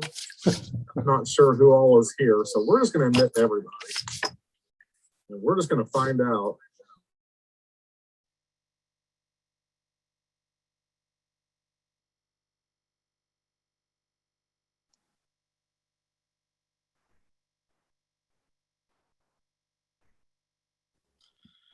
Okay, I think we have everybody in now.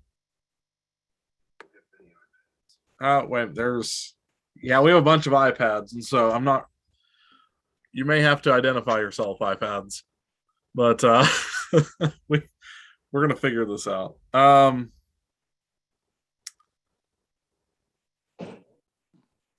Okay, Len and Cole, you may need to unmute yourselves.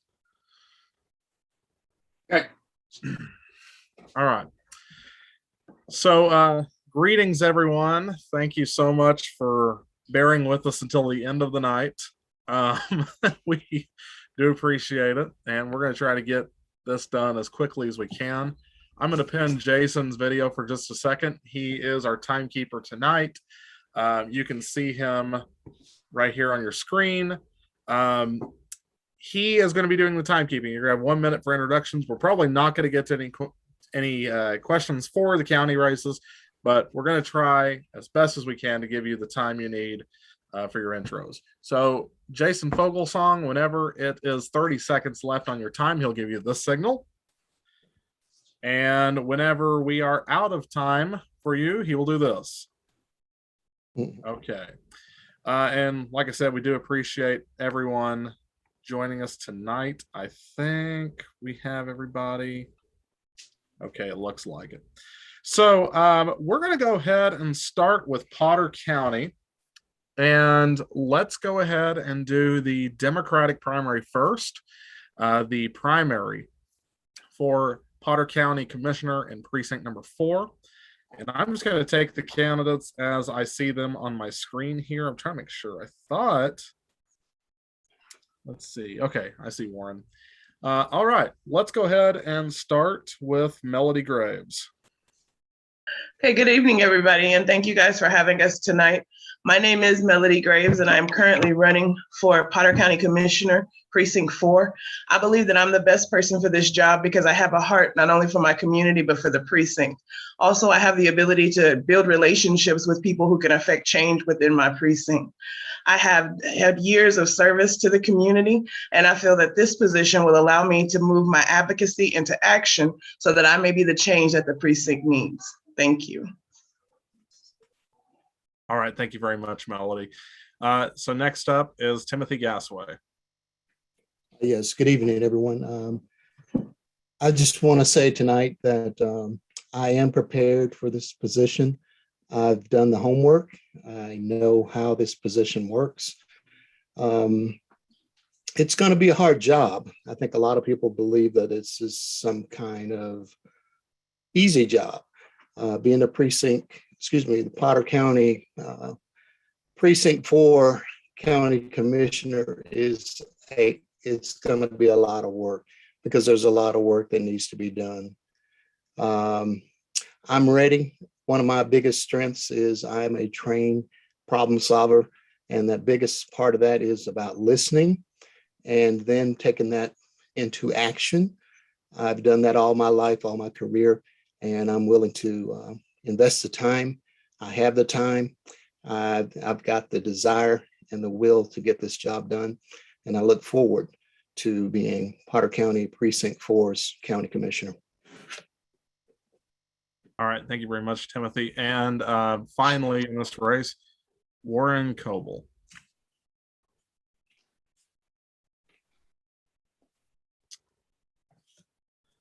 I saw Warren here. Okay, how's that? Yes, we can hear you.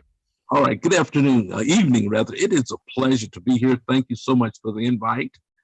I'm also running for County Commissioner, Precinct 4. I've had 35 plus years in this community. I never left Amarillo.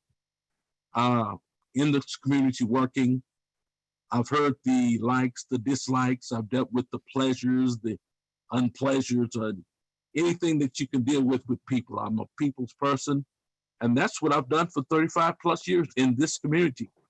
I am the person for this job. I understand it's going to be a lot of work. If you're going to make change, it's going to be a lot of work. And if you're going to have, you're going to have to break some eggs. And so I'm willing to break the eggs to get the job done. And the little motto that I've given myself is that a will and a way.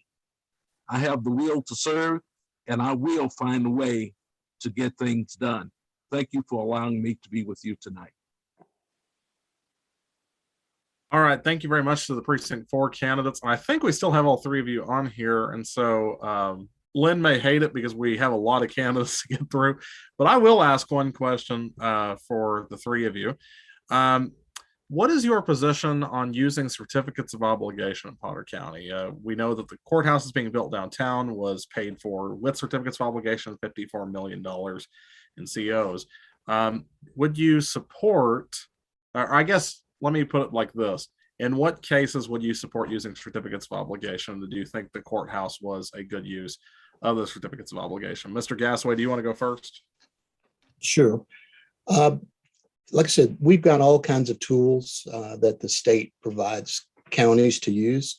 I guess in that particular case, this is what they chose to use.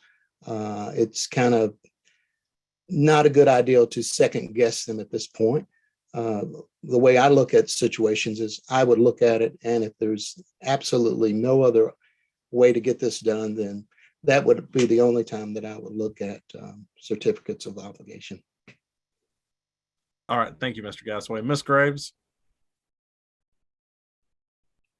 Yes, I think the certificates of obligation should only be used when the community and the public have a voice in how they are going to be used.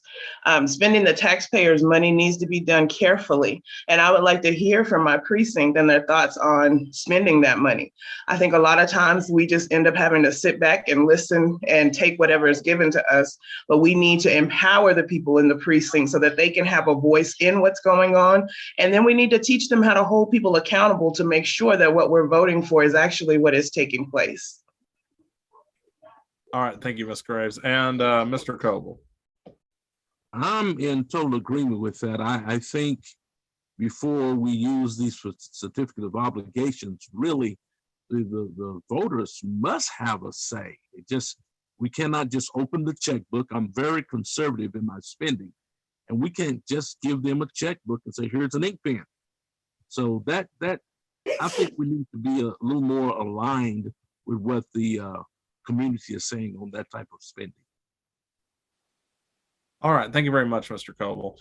So now we'll move on to the Republican primary races. And I think Ted Hutto is with us, running for state representative. Are you there, Ted? Yes, I am. Okay. Would you like to give us your 1-minute introduction for your race, sir? You bet. My name's Ted Hutto. I'm a Republican. I live in Pampa, Texas. Married 35 years, 3 kids, 6 grandkids. I'm an independent businessman for over 34 years, and I've served on multiple boards, to school and city and church boards. So I felt we felt the need to run this. Felt this district was very underrepresented. This district is District 88. It's one of the most conservative districts in Texas and in the U.S. and it's been represented by one of the more liberal Republicans. I'm just a local businessman and I'm not a politician. I'm just somebody that wants to get off the bench and get in there and make a difference and fight for District 88. And that's why I'd like your vote for a state representative for District 88. All right. Thank you very much, Ted. We'll move on to Potter County for the Republican primaries. Then we'll get to Randall in just a moment.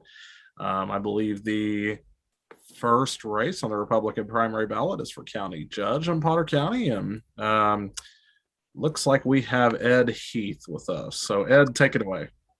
Oh, good evening, everybody. I appreciate everyone staying around so late for this. But with the weather and everything, it's greatly appreciated. Again, I'm Ed Heath. I'm running for Potter County Judge. I've lived in Amarillo for 34 years, 29 of which been in the same house. I am a Christian and a constitutional conservative Republican. I have an extensive background in information technology and cybersecurity and have managed a multinational Department of Energy program. The primary function of a county judge in Texas, in a county this size, is the managing the business of the county on behalf of the people. And my job is to ensure that the county can survive financially. Thanks, Ed Heath for Potter County Judge. All right, thank you very much, Ed. And is Judge Tanner with us? Okay, I don't think so. Maybe she'll pop in toward the end. Either way, I believe that's all of the. Oh, actually, I'm mistaken. We have a couple of other candidates joining us. So for Potter County Commissioner Precinct 2, he is unopposed. Blair Schaefer, go ahead and take it away. Hello, everybody. Thank y'all for sticking around and listening to us tonight. I decided who your candidates will be. A little bit about myself. I grew up in Hamlet, went to Horseman in Peladuro. After graduating, I did 4 years in the Navy as a cryptological technician. Once out of the Navy, I was 12 and a half years at the TDCJ as the Clements unit, where I was a sergeant out there. Since then, I've been a fireman here in Amarillo for 15 years. I own 4 businesses, 3 of them which are in Amarillo and Potter County. I have business experience. I have a servant's heart. I believe in serving, and I'm a Republican, constitutional conservative, and I believe in watching your budget, spending it wisely, and finding resources to bring money into the county. All right, thank you very much, Blair. And I'm looking. I don't see Robert Ruiz with us. Is he here? Okay. All right. Thank you very much, Blair. Blair will be the Republican nominee for Precinct 2 Commissioner in November. So be looking for him there, and we'll see him at the forum in November. And then let's see. I think for Justice of the Peace, Potter County, Robert Taylor is with us. Is that right? Several people called in on phones. Yeah, we have several candidates who called in on phones, and we're not sure who they are. So,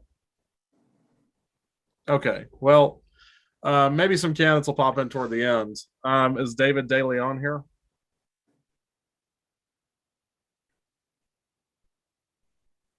Okay, I don't know that he is. Yes, All right. I'm here. Oh, you are? Sorry. Okay, excellent. Go ahead and take it away. All righty. My name is David De Leon. I'm running for the Justice of Peace Precinct 2. I've been living here several years here in this precinct. I love the community. I love the people. And I want to represent Precinct 2 to the utmost representation with the fullest of my capacity. I want to give the people a fair, impartial, unbiased court. And I want everybody's vote, support. 26 years in law enforcement with Potter County Sheriff's Office, 4.5 years with Death Smith Sheriff's Office. And I love all of you, and thank you for your support. All right, thank you very much, David. And Blair, I have to tell you, we've been reading some of these comments as they come in, and somebody said it's been a long time since we've had a mustache this epic in local politics. So had to praise you for that. I've been working on it for over 30 years now. Thank you. Thank you. Excellent. Well, David and Blair will both be they're unopposed in their primary, so you'll both see both of them on their November ballots. So hopefully we'll see them at the forum we're going to do in the fall. Okay, well, let's move on to Randall County then. We're going to start with the Commissioner number 1 race, and is Rusty Carnes with us? Yes, I'm here. All right, take it away. Good evening, everyone. I am Rusty Carnes.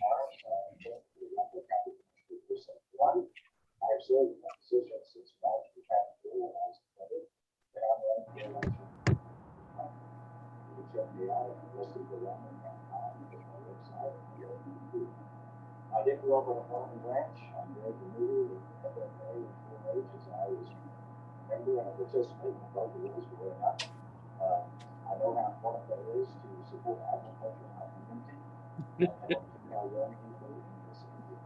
My wife, Valerie, and I moved to Randall County 5 years ago along with our sons, Travis and Grayson. Travis graduated from Texas A&M. Grayson, West Texas A&M. And growing up on the farm, can you hear me though? Okay. Okay, for the past, not the past 37 years, or 37 years, I worked for Anderson. I was previously Western Texas, established by Sam Marmaduke along with his sons, John and Steve. got a great business education. Hey, Rusty, that's about time. How to run a business. And with Randall County, we've been really proud of what we've done past year, promoting your business to the community. Very pleased with the efforts we've had past year. Commissioner, I think you're out of time. All right, we appreciate it. I see that Robert Taylor has joined us, so we're going to throw it over to him so he can get his introduction done. He is the incumbent Justice of the Peace, Precinct number 2 in Potter County. He's unopposed as primary. We will be seeing him in November on the ballot. So, Judge Taylor, do you want to take it away? I'm hoping you can hear me. Yes? You're good. Yeah. Well, good evening, gentlemen and voters. I'm Judge Robert Taylor. I'm the incumbent judge of the Justice of the Peace Precinct 2, and I'm running for re-election. About 4 years ago, I decided to run for office because I've seen a need for a reliable and capable judge in the office. And without going into particulars, the court was basically in a mess. Over 26 boxes of records were not in the system of the computers. When we first took office, 6 months we spent in training, getting staff educated in functions of the court, and actually getting all that paperwork back in. During the last 3 years, the court has handled over 400 death investigations, 1,020 criminal cases, hot checks, traffic citations, 637 debt claims, 114 small claims. The court has handled over 2,000 magistrates and over 150 emergency protective orders, as well as. Thank you, sir. That's time limit. Okay. Well, thank you very much, Judge Taylor. Hopefully, we'll be able to get you for longer in November. But we're sorry the weather forced us online. All right. Thank you. Yeah, absolutely. Okay, so next up, we will go to the other candidate, the Randall County Precinct 1 race, Kelly Giles. Are you here, Kelly? Can you hear me? We can hear you. All right, very good.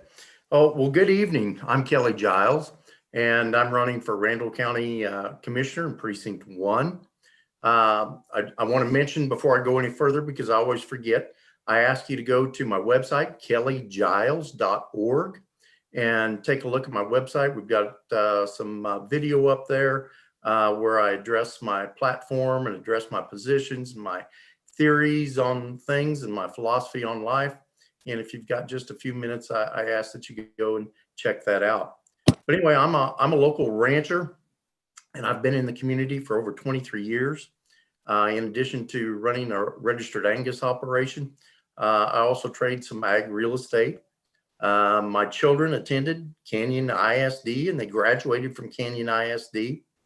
And my grandchildren live here. In the late 1990s, I and 5 other guys put together some investment capital to start U.S. premium beef. And we bought a minority interest in National Beef. Thank you, sir. That's time. Thank you very much. kellygiles.org. Excellent. The 1 minute goes really fast. Okay, so I guess we're on to the Commissioner number 2 race in Randall County. And I think our first candidate is Michael Grady. Michael Grady, the younger Michael Grady. I'm in 4, Thomas. You said 2? Oh, you're in 4. Yeah, I'm sorry. in 4. Yeah. Correct. Precinct 2. I got confused because Tam Butler was 2 last time. So remember the yard signs. Okay, so let's go ahead and do 2. And is Eric Berry with us? Okay, I guess not. But I see Terry Wright is with us. So Terry, would you like to take it away? Yes, I'm Terry Wright, candidate for Randall County Commissioner, Precinct 2. I'm experienced, involved, and committed. My experience includes over 38 years as a trust bank officer, where I managed properties of all kinds and took care of the finances and the budgets in the offices. I'm involved, past chairman of the Randall County Appraisal District Board, past chairman of the West Texas Alumni Association Board, past president of Tri-State Fair, past president of Coors Cowboy Club, past president of the 100 Club of Amarillo, and was one of the founding members of the 100 Club. I'm currently president of the Amarillo Potter Event Venue District Board. I am committed as a conservative Republican to be a full-time commissioner and maintain conservative county tax rates. Thank you. Terry Wright, Precinct 2. All right. Thank you very much, Mr. Wright. And we will go to Daniel Martinez.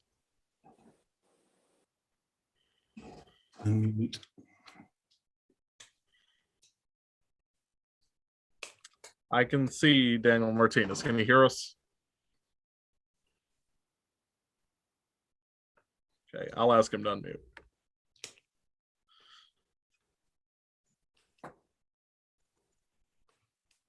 How's that? Okay, we can hear you now. I'm Daniel Martinez, and I have lived in Randall County and Precinct 2 for the last 30 years. I hold a business degree from Oklahoma Panhandle State University in business administration with a minor in accounting. I have been a financial advisor for over 40 years, and I hold a certified life insurance underwriter's designation. I have been married to a lovely Elvia, is a West Texas graduate. For the last 41 years, we have 2 grown children. I'm the only candidate in this election that has been elected by the people to serve as a city commissioner. I was elected in 2003, the only candidate in this race that was in this race in 2010 when Mark Benton won out. I was interested then in serving the people. I am interested today. I've been active in my community as a Rotarian, past president. I have served on the Economic Development Commission. I have been active in my church and church choir for over 30 years. I would appreciate your support and your vote in this election for Randall County Precinct 2. All right. Thank you very much, Daniel. And I know Ed Schroeder sent me an email saying he was trying to get on. I don't know if he's on here yet. Okay. Well, if he comes on late, we will let him in the room. Okay. So now we'll move on to Commissioner number 4. And now it's time for the younger Michael Grady. So we will throw it over to him if he's ready. Absolutely. So my name is Michael D. Grady. I'm running for Randall County Commissioner, Precinct 4, as the only candidate in the race that has spent over a year at Commissioner's Court. The only person that was involved before filing for the ballot. I'm the only person that has actually planned a way to increase our first responder salaries without raising taxes. I'm the only one that is able to serve long-term to provide conservative long-term vision for Randall County in my race. And I'm the only one that actually is raising young children in Randall County, and the decisions made today actually affect the next 25 years. And so the decisions made today actually affect how and when my wife and I can choose to retire.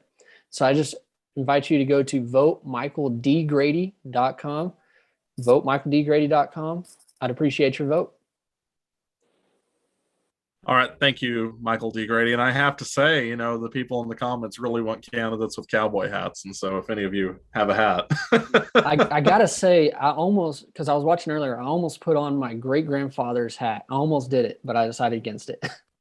Look at you pandering. Okay. So now we'll go to Melissa Kalka. Is Melissa Kalka here?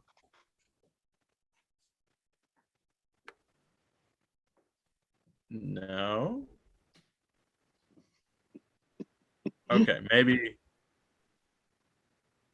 Okay, maybe she'll jump on in a moment. Okay, Tam Boatler. Is Tam Boatler here?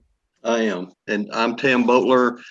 I'm running for Randall County Commissioner number 4. I've lived in Randall County for 40 years. I'm a grandfather and a father. I raised my son in Randall County. I've lived in the same house for 40 years. I stayed with the Amarillo Police Department for 42 years and went up through the chain and made the rank of captain. And that gave me a lot of experience in different things such as budgeting and purchasing and planning and incident command, things like that. So I think that will carry over into the county commissioner should I be elected. And I think I'm a strong opponent. One of the things that made me get into this race is the fact that I've been a Republican precinct chairman for the past 10 years, walked neighborhoods, put up signs, and supported strong conservative Republicans, such as Cole Stanley, such as Ronnie Jackson, both of whom I got endorsements.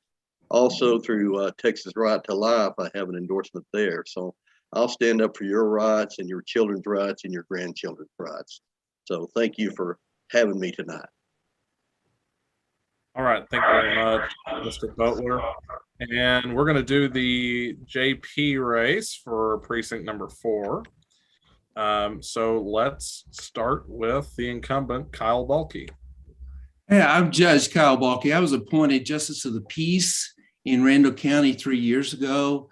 I have been in the people business my entire career.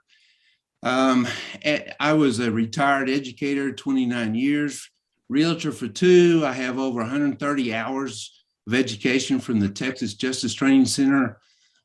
People tend to make evictions personal. It's the JP's job to rule in non-personal realm. Magistration, setting bonds must be done 6 days a week. Inquest, I have led over 198 inquests. This is a 24/7, 365 days a year. Truancy court, the entire reason I became a judge is to help students find their new way of life. While my opponents have careers in law-related fields, I spent my last 3 years in the COVID trenches as a JP for Randall County. Justice of the Peace courts are known as the People's Court, and I'm all about people. Thank you. All right, thank you very much. And by the way, I need to correct you. I'm not the incumbent. I was an appointed. Okay. Oh, okay. Yes. Running for a full term. Yes, sir. Yes, sir. Okay. And I see Ed Schroeder just joined us, and he is a candidate for Randall County Commissioner precinct number 2. So we will let him go as soon as his audio is on. Okay. So my camera's off now. You know, I'm contributing to the tech difficulties tonight. For Justice of the People, continue on, and Michael B. Grady. Is Michael B. Grady here?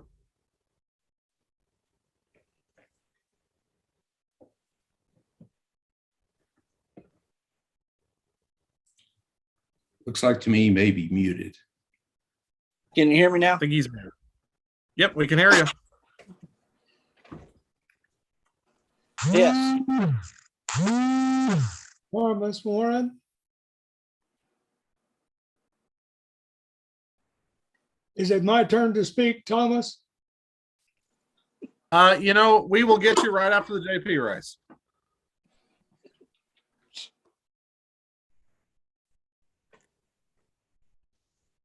I see Michael B. Grady in there, but Yeah, we lost Michael Grady. Hold on. wait, no, he's there. Can you hear me? There we go. Yes, we got you. Can you hear me now still? Yes. Okay. My name is Michael B. Grady, and I'm running for Justice of the Peace, Precinct 4. And I've got 19 years of service at Randall County Sheriff's Office. And I've been married to my wife for 34 years, have 3 children, 1 foster daughter, and 9 grandchildren. I work hard every day. And I put that towards my kids and tell them they have to work hard every day.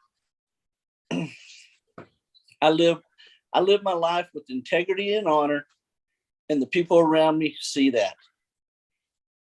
Everyone that will come to the JP's office, I will make sure they get a just decision every time they're there.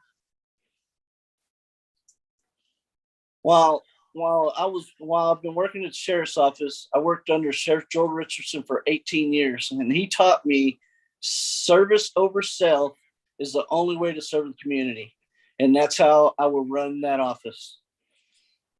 That's time, sir. Okay, thanks. Alrighty, let me get my. Are you muted over there? Yeah. Okay. I will make sure they get a just decision every time they're there. Okay, let me fix my sound so I don't mess things up here. Alrighty, up next, Joanne Garcia Flores. Are you here? I am. Good evening. Can you hear me? Yes, ma'am. Go ahead and do your 1-minute intro. Tom will be back in just a moment. Okay. My name is Joanne Garcia Flores, and I am running as a Republican for the Randall County Justice of the Peace Office. I am asking for your support and your vote tonight. Why? Because I am the only candidate in this race with the extensive 30-year civil and criminal law experience.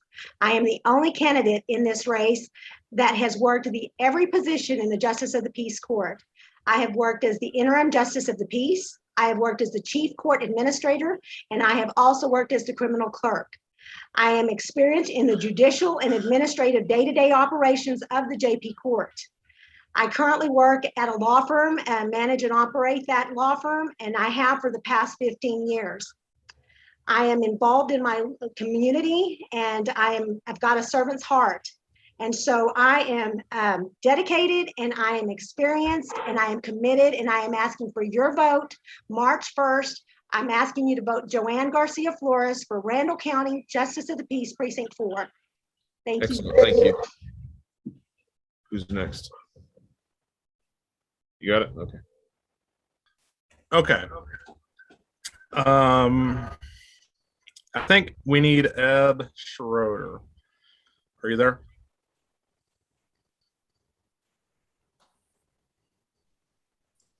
Who are you calling for?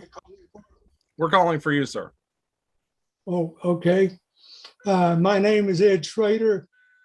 I'm an 82-year-old, but a very healthy one. I take no medications. I've been in financial services for better than 50 years. I have a degree in math from UT, and I'm a certified financial planner since 1987. I'm here to listen, lead, and serve. The most important thing here is not a job of listening to the citizens, but rather my joy to listen to the citizens and their wishes. I'm Ed Schroeder. All right. Thank you very much, Ed. And we are about out of time, candidates, but I have a question that I think everybody can answer. It's hard to do these questions because, as many of you know, who are running for Justice of the Peace, candidates who are running for judicial positions can't answer the same kind of questions that commission candidates can. But I think this is a question that everybody can answer. And so I will just call on you individually. I'm going to switch to the gallery so I can see everybody. And I don't want a bunch of commentary on it. I want just a simple answer from everybody. And we'll start with you, Judge Balke. In one word, or actually, let's do it in less than 3 words. Yes, he did. In less than 3 words, can you describe yourself and what voters will be getting if you're elected? Yes, sir. I can say experience, passion, and integrity. That is excellent. Michael D. Grady. Compassionate, visionary, consistent. Excellent. And Blair Schaefer now with a hat. Service and business experience. Excellent. Michael B. Grady. +5 for the hat. Integrity, loyal, and honorable. Thank you, sir. Tam Boatler. A true conservative Republican who will support that platform. Oh, you added the hat words. Well, everybody wanted the hat, so I wouldn't get. My mother would kill me if she saw me in the house with a hat, but I put it on. Excellent. Daniel Martinez. I am passionate, dedicated, and consistent. Excellent. Commissioner Carnes. Dedicated to citizens. Excellent. Joanne Garcia Flores. My wife said earlier she couldn't hear anything I said.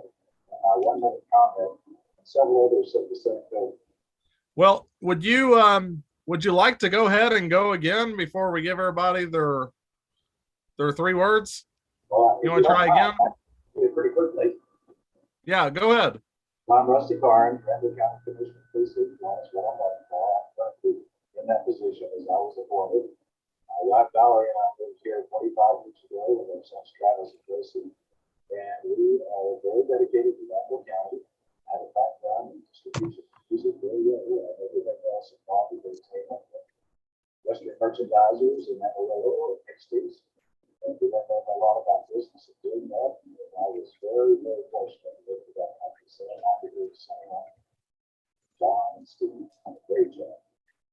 Since being appointed county commissioner, we've had many successes. The Soji Cheese Factory has really been to South Amarillo along the road from South Beach to 385, and also the cabinet street process continue to grow to get new business on this and support the tax base.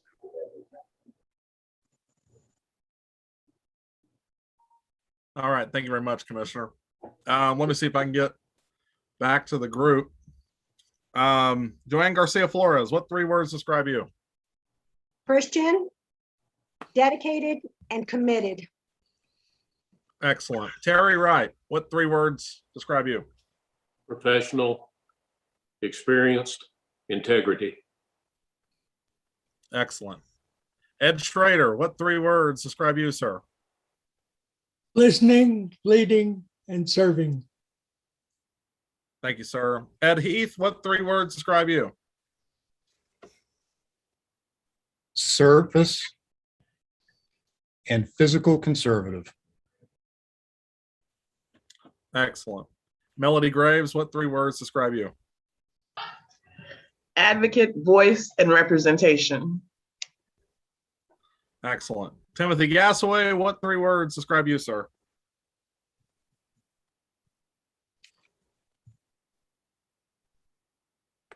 Oh, I'm sorry, I was muted.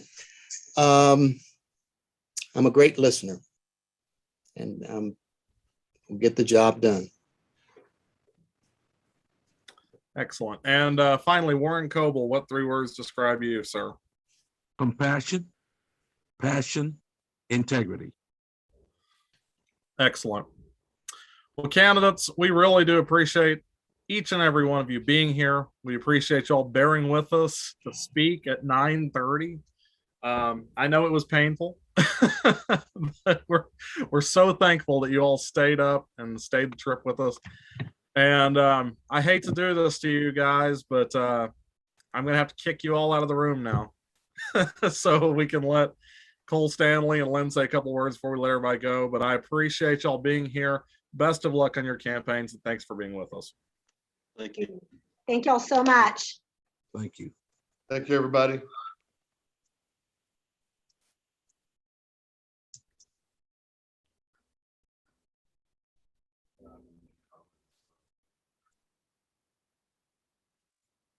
You know, there were so many hats that showed up at the end. I'll bring mine next time. Oh, I know. It's all right. Well, we are so thankful for all of the candidates who are running to represent Amarillo in our state generally this year. We're very fortunate to have so many choices on the ballot this year. And most importantly, we just hope that, we hope you learned a lot about the candidates tonight. That's the goal of this event. It's not about one individual person. It's just about making sure that people can get informed on these events. And Len's done one when he ran, I believe, for judge here in Amarillo. I know the councilman was at our forum last year when he ran for city council. These events are about getting people informed, and we really do appreciate it. Well, gentlemen, we do appreciate both of y'all too sticking with us through this whole night. Do either one of you want to say a couple words before we let the folks at home go? Well, I appreciate Cole being here. I mean, this is out of his lane a little bit. He's a council member, and it's a big deal for him to show up and participate and help out with the moderation.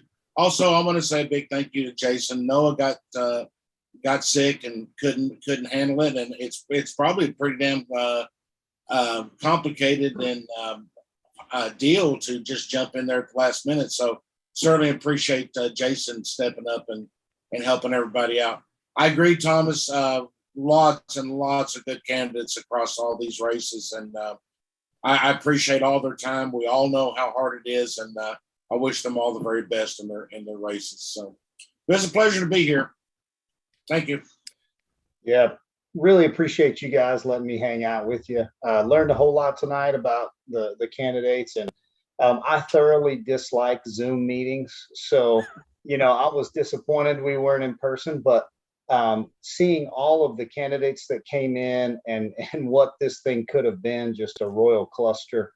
Hats off to you guys for doing a good job of keeping us on a pretty good schedule and still giving everybody an opportunity to kind of say what they're about. And so very informative. I really appreciate what you guys do in trying to advocate for our voting population. And this is kind of my lane, now. So like anything that can affect our community in a good way, I want to be invested in. And so that's what I'm here doing tonight, just giving my time. So I appreciate you guys letting me hang out. Absolutely. Well, we appreciate both of y'all helping us, sticking with us through this whole thing. And I think a lot of people know, Noah had a situation come up where he couldn't help us run the stream tonight, and we had the snowstorm. And so it was a lot of stuff that piled up all at once. But we're really excited that Jason could step in, help us be our timekeeper, help run the show. And then we were able to get so many candidates with 2 days notice to switch to Zoom. It's crazy. It just turned out really well. I really do appreciate Jason and Thomas, you getting this thing put together at the last minute. It was pretty amazing. Thank you. Great job. Absolutely.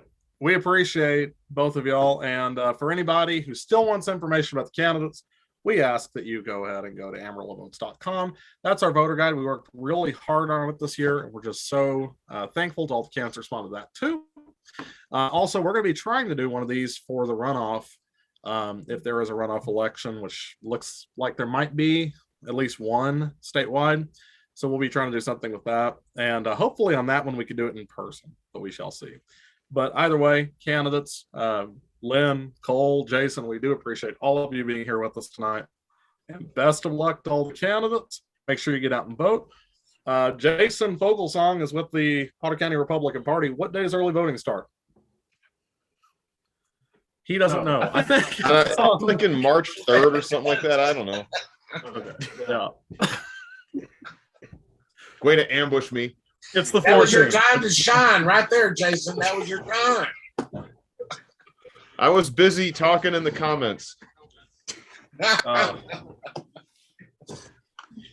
Hey, you guys have a good night. I'm signing off. It's way past my bedtime. I gotta go. Appreciate Thank you you, guys. guys. Thank Y'all have a y'all. good night. Have a good one.